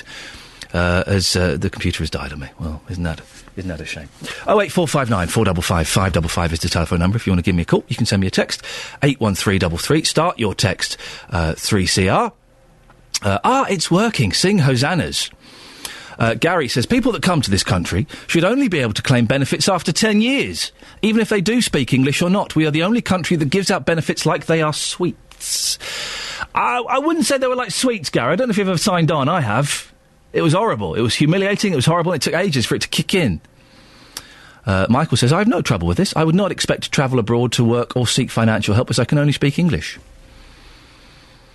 And Denise says, I is chilling in my crib, innit, like YOLO. I think that's her speaking like a 9-year-old. I think you've misunderstood it slightly, Denise. It's not quite what they mean. But good effort, good effort. Oh! Oh! Oh!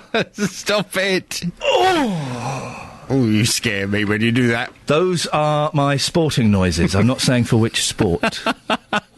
Did you hear that yesterday? Yes. Absolutely disgusting. What are those silly women thinking? Over the top. It's one of the reasons I'm not very keen on going to the gym, because you get those big muscle men. Oh, you do? And they do all these silly noises, and I find myself giving them my looks. I look at them as if to say, you don't have to make that noise, you silly man.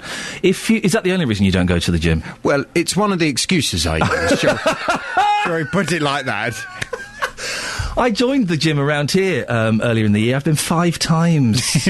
5 times. So that's what it's cost me about £70 a session. Oh, don't No, don't isn't it? even talk to me about. I mean, I'm paying every month. Yeah. I'm not going, and my waistline's getting bigger and bigger. I just can't be bothered. It's such a faff, isn't it? It really is. It a is, faff. and the changing room stinks. Ooh. People stink at the gym. Yeah. I mean, frankly, they do. Some of the men who go to gyms, you know, they work out, Yep. and then they stink of BO. Yeah, yeah. And then they come in the changing room, and you're trying to get changed, and they strip off, and you get this awful smell. Oh, I can't bear it. It's just a hideous experience. I'm certainly never going again. I think they should it should be routine that any smelly people at the gym are sprayed liberally with TCP. I miss the smell of TCP. You don't get that anymore. You do where I live. One of my neighbours uses TCP, and I can smell it through her front door. Producer Tara, who I know you have previous experience with. Oh, yes. And I wish you'd warned me in advance. Look at that. You should have done, and shame on you for not. We'll discuss that later. She's got a picture of a very muscular gentleman on her computer, and boy, oh boy, isn't that a sight to behold? That is the kind of man that makes grunting noises. Yeah. Oh! Oh, don't. Oh! And then they drop their weights on the floor, just so everyone knows how much they've been lifting. Woo, yeah. But, yes. So, what's coming up on your show this morning, Jonathan? Well, I'm very interested in this story you've been talking about this morning, this idea of withholding benefits to people who can't speak good English. From 9 this morning on the Big Phone In, I'm going to be asking, is it a good idea to deny benefits to people who can't speak English? The Chancellor, George Osborne, has told benefit claimants they need to speak English as well as a 9-year-old, which is actually, when you think about it, 9-year-olds can speak very good English. 9-year-olds are excellent. Very good English. Either they speak English to that level, or they lose their payments. Conservative MP for South West Bedfordshire, Andrew Sellew, who you were speaking to, he was saying that it was essential to creating a better workforce and a more integrated Britain. Well, from 9 this morning, I want to know whether all of this is necessary. I mean, to speak English as well as a 9-year-old is very fluent. Now, to be honest, do we really need people to be speaking English to that level to get jobs? Because this is what it's all about, isn't it? I mean, someone who's claiming benefits, the idea is that it's just a short-term stopgap until they find a job. Yep. But the chances are, lots of people who don't speak very good English, they can find jobs in this country. I mean, for example, I take my car to be cleaned, and it's mainly Eastern Europeans who work at this particular place where they clean my car. They do a brilliant job. They are so hard-working. But to be absolutely honest, I'm not sure whether any of them can speak English to the level of a 9-year-old. Does it matter? They clean the cars well, they contribute, they pay tax, they do everything else. Does it really matter if they don't speak English as well as a 9-year-old to clean cars? From 9 this morning, is it a good idea to deny benefits to people who can't speak English? We'll discuss it on the Big Phone In. Call 08459 455 555. BBC Three Counties Radio. Now, the proposed budget for the HS2 railway, which would go through Buckinghamshire, has risen by nearly £10 billion to more than £40 billion. The Transport Minister, Patrick McLaughlin, revealed the figure yesterday. He told the Commons the new projected cost of £42.6 billion, up from £33 billion, would include a large contingency fund. Well, Alison Monroe is the HS2 Limited Chief Executive and joins me now. Morning, Alison. Why has the budget estimate risen? Well, good morning. Well, since the government gave the go-ahead to High Speed 2 in January last year, we've done an enormous amount of work, which has allowed us to produce a more robust design and cost estimate for the project. So there have been some additional provisions that we've made, for example, more tunnelling in the Northolt area and near Birmingham. £10 billion more is quite an additional cost, isn't it? But in addition to that, as you noted and as the Secretary of State said yesterday, because we have now moved to talking about a funding provision rather than just a cost estimate, the government is taking a more conservative approach in terms of how much we need to allow for risk and contingency. So the figure that was announced yesterday, the £42.6 billion for the entire wire network, that includes a much larger amount for contingency. In fact, it includes £14.4 billion for contingency. So it's gone up by £10 billion, Alison. What are the chances of it going up again? Pretty high, I'd imagine.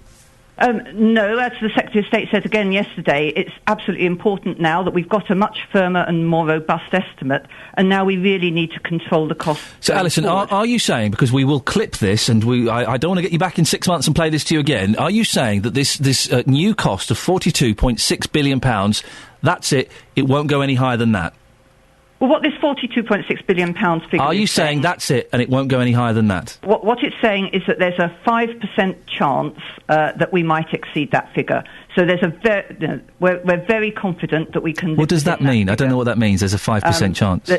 So we have a 95% certainty, not 100% certainty, but 95% certainty that figure is enough. Hedging your bets, aren't you? Well, I mean, no one will ever say that something is 100% certain, but the important thing is that the Secretary of State has given us a very challenging target. Where do you get the figure of 95% from? How did you come about with that?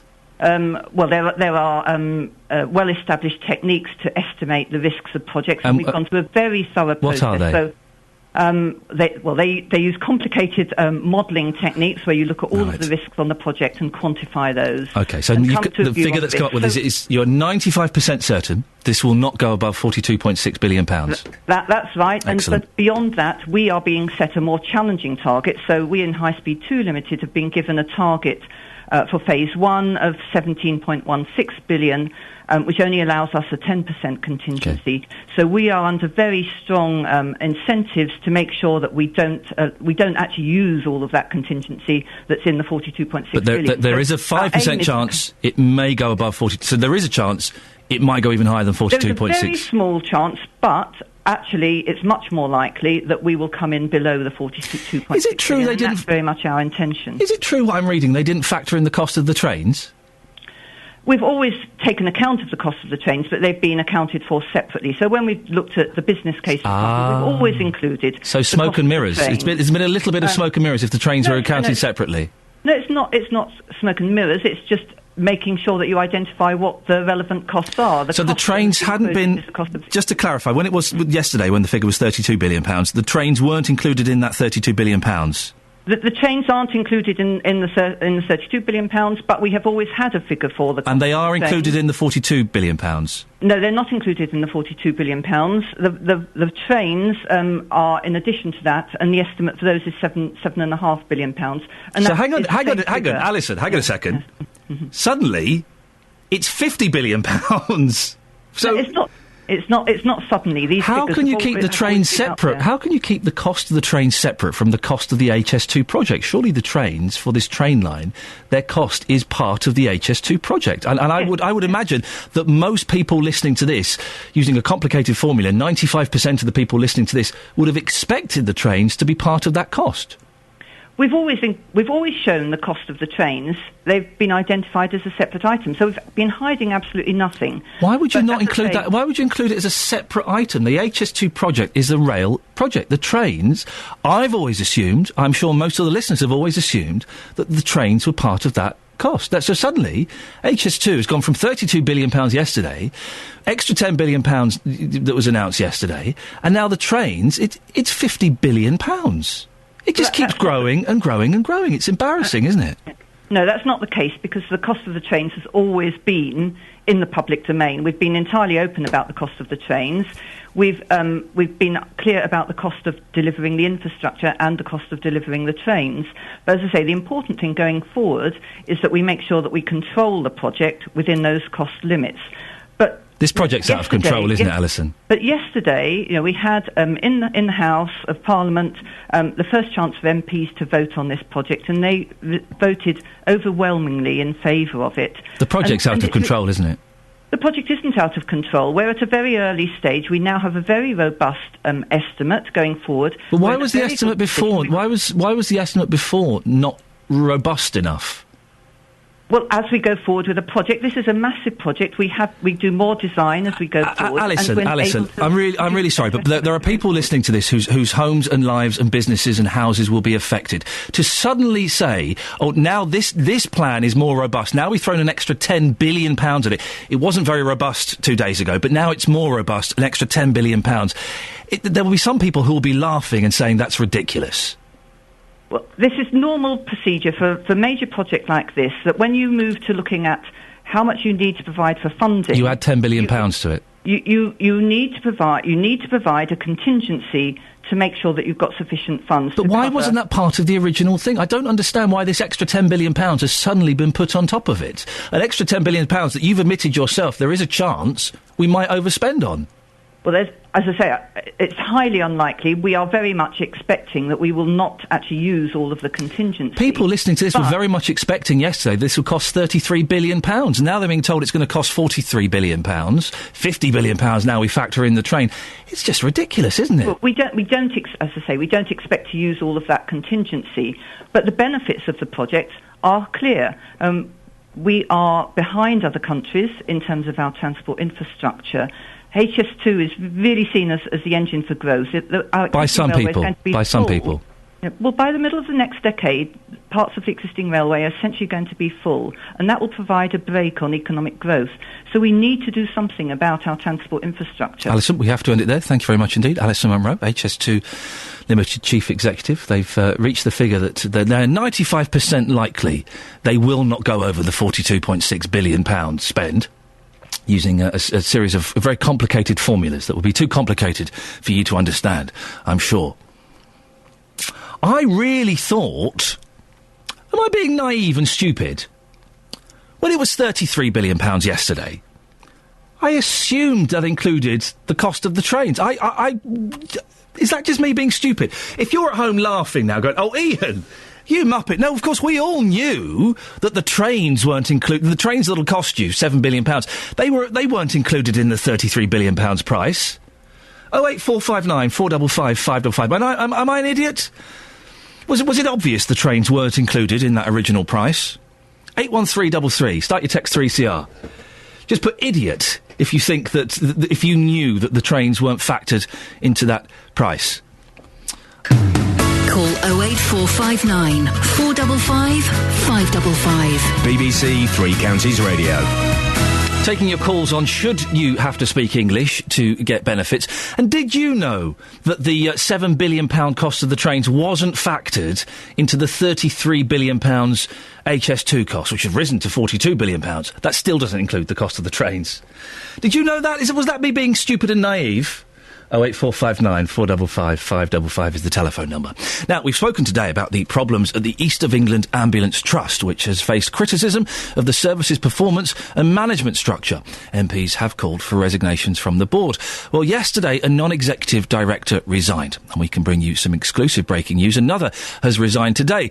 Margaret Stockham, former chief executive of the NHS in Bedfordshire and a board member, has stepped down, and in her first interview joins me now. Margaret, why did you make the decision to step down? Good morning, Ian, and good morning to your listeners.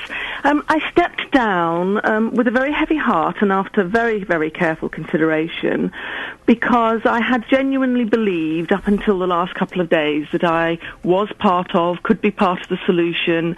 Things were starting to turn round and the performance was improving.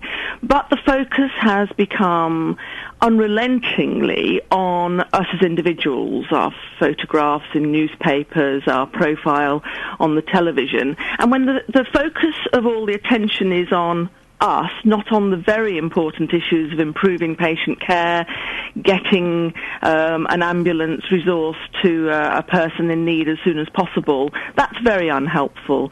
And so I've stepped down in order that there can be a reconstitution of the board and perhaps a bit of space created now that at least two of us are not the issue, and the trust can get on with the business of really turning things about. Margaret, when did you make the decision? I made the decision before the board yesterday and had a word with the chair, but you do what you do. I was at the board meeting, I was testing and asking things, I was responding as I would always respond in order to make sure that the decisions made at yesterday's board, which are the ones that take the organisation forward, were made properly. It's not about me, as I said, it's all about the organisation and the service it provides to local patients. If you feel, Margaret, like you say, that you could have made a change and you were starting to make a change, wouldn't it have been better for the trust for someone like you to stay and see those changes to completion? You're absolutely right, somebody like me. That's precisely it. There are just some times in public service, in public life, where you have to look not at yourself, but you have to look at whether somebody else could do an equally good or even a better job. I'm not sure better on this occasion, but others will judge that with the hindsight of time. And I had become the issue along with my colleagues, and therefore I felt it was the right thing to do. I also have to say that as Vice Chairman of Mind, which I'm very passionate about, the mental health charity, and one or two other local organisations that I'm involved in as well, I didn't want them tainted by association with me and my name, because that would have been just unacceptable. Richard Bacon, a Conservative, Norman Lamb, Liberal Democrat MP, Therese Kofi, Conservative MP, and Priti Patel, Conservative MP, have all asked for you and your colleagues to step down. Do you feel that you were hounded by those MPs? I'm not sure hounded was the right word. MPs have a job to do. They were, those particular MPs were working extremely hard to support what they felt was unacceptable performance of the Trust in their patch, and indeed it was unacceptable. I agree.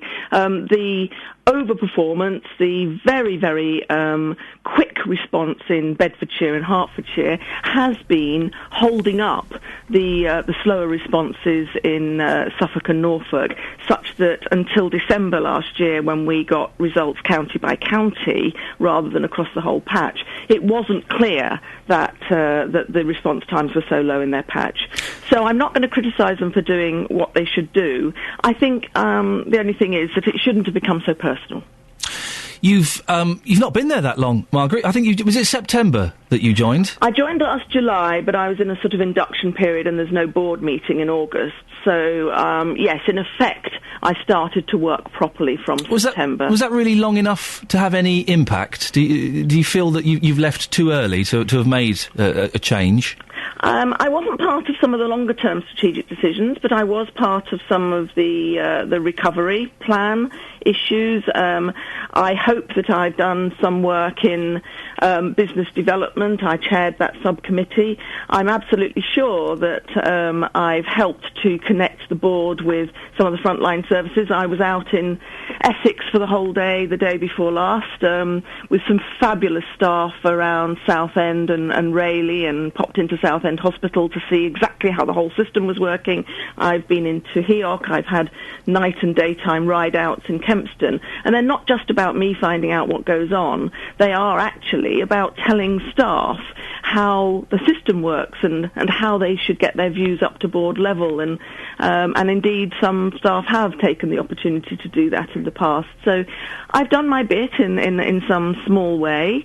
And I wish the Trust absolutely every best wish for the future and for a speedy turnaround. Is the pressure now on your three, former colleagues, Paul Remington, Phil Barlow and Anne Osborne, to step down? I think they will have to do what they need to do. I know that Phil was off on holiday today, immediately after the board meeting, and actually Paul wasn't able to attend the meeting yesterday because he was abroad. So I haven't been able to speak to Paul. I don't know what they're thinking, but they will be doing just as much deep thinking and worrying about this as I have done over the past 2 or 3 weeks, or indeed more than 2 or 3 weeks. It's blood on the carpet. It's a new era. Richard Bacon, I mentioned earlier, the Conservative in Norfolk, said the staff of the Trust were lions led by donkeys. Margaret, how does it feel to be described as a donkey? I'm quite fond of donkeys. I think they get a really hard press, but I'm not one of them. I'm a fan of donkeys, but I certainly am not a donkey. And as you quite kindly said earlier in the interview, I worked in Bedfordshire. I left a legacy of some really good stuff in Bedfordshire when I decided to leave after 6 years or so. And I think people that know me, local people, will make their own judgments. Margaret, thank you very much for speaking to us first. The first interview, I appreciate that. It's Margaret Stockham, former Chief Executive of the NHS in Bedfordshire and a board member of the East of England Ambulance Trust, who has just announced that she's stepping down, and that was her first interview. Call 08459 455 555. BBC Three Counties Radio. So just to clarify, yesterday HS2 cost £32 billion. Today, It's costing £42 billion, but that doesn't include the £7.5 billion for the trains. So it's £50 billion.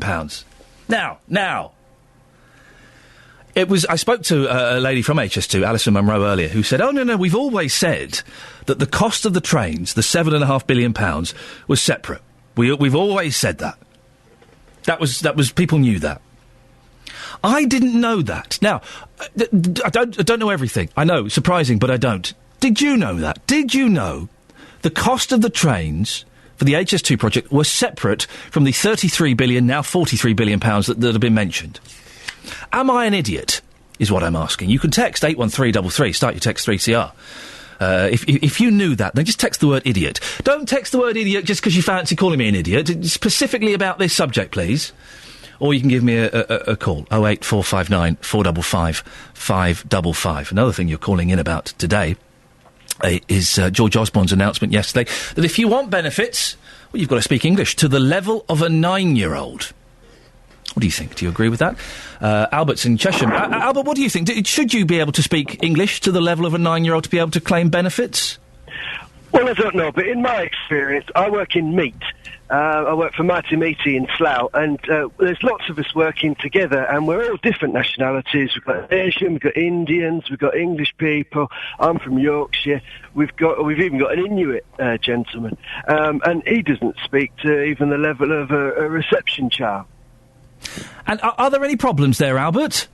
No, at all, because, I mean, what we tend to do is gesticulate. So like my friend Abdul, he'll pick up, like, leg of lamb or something, and he'll wave it at me, and then I'll know it's time to put the BCR on it. Because I work on the BCR, on the blood collection receptacle bit. You know, you get a piece of meat and you turn it upside down and there's something on bottom of it. Yes. That's the BCR. We call it meat nappies. What a glamorous lifestyle you're leading. It's great. So I put meat nappies on it, and then I give him the thumbs up, and then he wraps it in cling film. We bung it on the truck. And what sign language? What sign language do you use with the Inuit gentleman, Albert? A clubbing motion, usually. And what would that mean? Well, I bring my right hand down from head height to about waist level, as harsh as I can, and he knows what that means. He means it's time to chop meat up. Okay, and that's his job, is the meat chopping. So you get the meat nappies, and the Inuit chap does the meat chopping. That's it. And we all work together. Yeah, and what's the Inuit gentleman's name? I don't know any Inuit names. He's got a really strange name. It's Khyber. Khyber. Khyber, as in Khyber Pass. I don't know why, because that would be Indian, but that's his name. I've never met Inuit before. I think it's some sort of exchange program we got. Right. One of ours is probably working in the Antarctic right now. Well, it's amazing that works, Albert, so successfully for you in the meat industry, and I think maybe you brought a little bit of optimism to our lives. Oh, I'm glad to hear that. Albert, take care. Oh, thank you very much. Thank you very much. That's Albert in Cheshire there, who fits meat nappies. Thanks very much indeed. Hello, good morning to you. Sorry, Sarah, that was me. I was experimenting with feedback. I will not be doing that again. Well, I think it was successful, wasn't it? It was a successful experiment, and the results indicated don't do it again. That's your weather. Thank you very much, Sarah Thornton. Now, one of the many announcements in yesterday's spending review might not have hit home yet, but it soon will. The Chancellor, George Osborne, said that those claiming unemployment benefits who do not speak English will have to attend compulsory language classes or face a dock in their money. The papers this morning tell us that people will need to be able to speak English to the same standard as a 9-year-old primary school pupil. But should a good understanding of the language govern your access to financial help if you need it? The MP for South West Bedfordshire, Andrew Selous, is in favour of it. This is what he told me earlier on the show. What about community cohesion? What about us being one country where we can all understand each other? That's a different thing, isn't it? Look, I mean, this is taxpayers, paying money in order for people to find work, and I think it is reasonable that we should expect job seekers to take proper steps in order to try and help them find work. And I'm sorry, but I really do think that speaking English to a basic standard or trying to learn to speak English should be a requirement for people to be paid in order to get their job seekers allowance. Well, you can give me a call, 08459 455 555. JVS will be talking about this as well. Is it a good idea to deny benefits to people who can't speak English? If you start calling now, we can queue you up for his show. Or if you're really good, we might pinch you. He can have our dregs. Well, Justin Dealey has been in Luton getting your reaction. Justin, what have people been saying to you? Still trying to get over that call from about 10 minutes ago. Oh, it's okay, because we have sign language here. The meat nappy, gentlemen. The meat nappy. I mean, is that what people are willing to put up with in this country? It's okay, because we've got sign language. It works for him when he does a chopping motion to the Inuit gentleman, Khyber. Incredible. He goes off and chops up meat. It's a fascinating call, but some interesting views in Luton as well. I've been asking people, if you can't speak a good standard of English, should you still be entitled to benefits? And this is what people had to say. I'd say depends. Depends on circumstances, what people are claiming for. I don't necessarily believe that language is a barrier to people receiving benefits. No. Because if they can't understand English, why should they go down and claim money? If they can't understand English, how can they know about money? How does it make you feel when you walk through Luton and you hear a whole selection of foreign languages? Annoying. Very annoying. You don't know if they're talking about you. It's horrible. I think, yes, you should be entitled to receive them, but more courses should be available to help people, enable people to speak English. So more help should be out there, more funding to actually enable people to speak the language, because it's probably quite intimidating for them as they come over. I mean, I'm shocked personally at the amount of people who cannot speak English who are here in Luton. Have you also noticed that yourself? Yeah, I think in Luton, I think that they've made it far too easy to not learn English. You know, it's because obviously the multiracial sort of communities here, they're very sort of within their own little groups, and I think it's far too easy for them not to. Justin, have you spoken to anybody who's come to the UK? Yes, I had a conversation with a Polish member of the community. Now, it didn't last very long. This is quite an uncomfortable listen, but take a listen to this. Bartłomiej, you're living in Luton, but you're from Poland. Let me ask you this question. Can you speak good English? No, not really. Okay. Do you think, despite the fact you can't speak good English, do you think that you should still be entitled to receive benefits in this country? I don't understand the question. Sorry. I mean, have you been working on your English at all since you've been here? Sorry? Are you trying to learn our language? Yeah, I try. How long have you lived in Luton for? 4 years.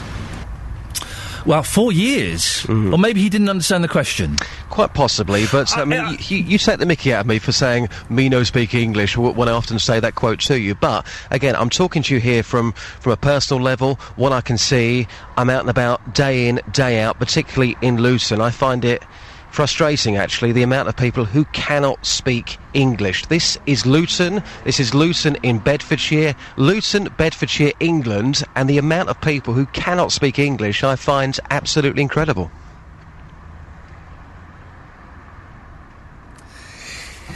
Do we know if that gentleman you spoke to, who'd been here for 4 years, was he working? Was he signing on? The reason I ask is, we had lots of Polish gentlemen when we had some building done in our flat. The foreman could speak English. The foreman could speak several languages. He was Polish, but he could speak several languages. He was brilliant. Most of the lads couldn't speak English, but there was no need for them to speak English. But it's England, isn't it? I mean, we had a conversation there with somebody who was off to work this morning. I don't quite know what he's doing because we couldn't really have a conversation together.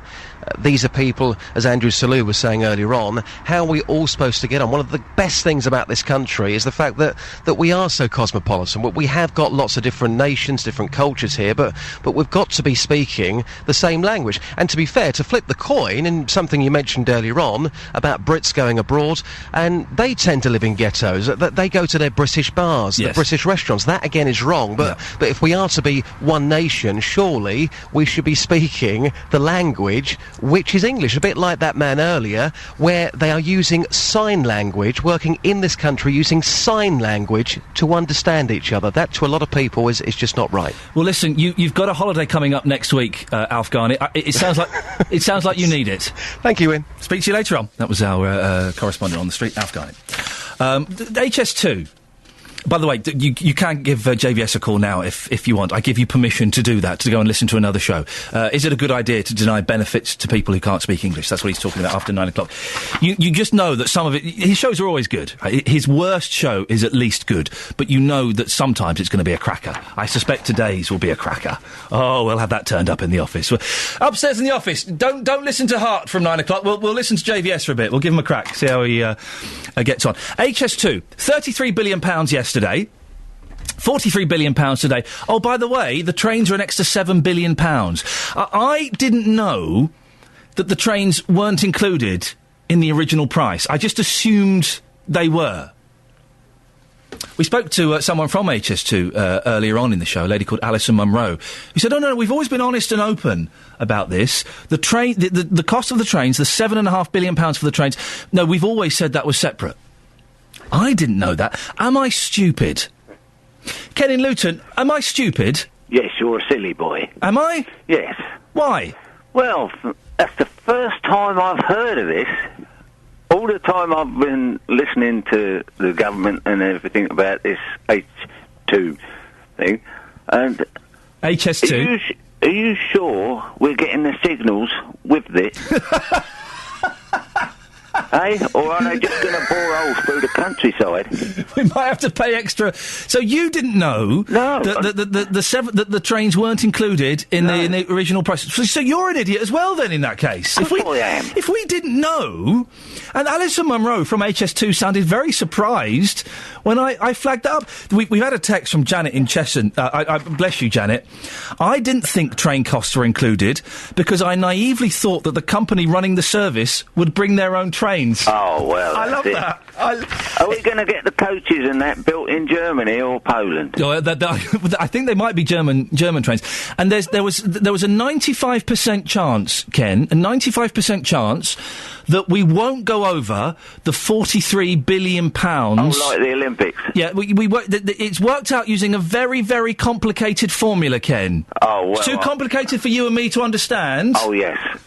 But we can read English, but we can't find where they said that the trains weren't included. Ken, listen, we've got to end it there. I want to get I bet. All right, I bet you, dear listener, a tenner. Just, I don't, but I bet you a tenner. It goes well over £50 billion, including trains. I bet you a tenner. Jenny in Letchworth says more costs. And don't forget drivers for the trains, recruitment, training. I expect they drive themselves self-guided. Well, it turns out we're all idiots, dear listener. We did not know. Oh dear. Well, the impossible happened today. HS2 just got sexy. We'll be following this and more. That's it from me. JVS is up next. Until tomorrow. Ta-ta. On FM, AM, online and digital radio. This is BBC Three Counties Radio. Thank you, Iain.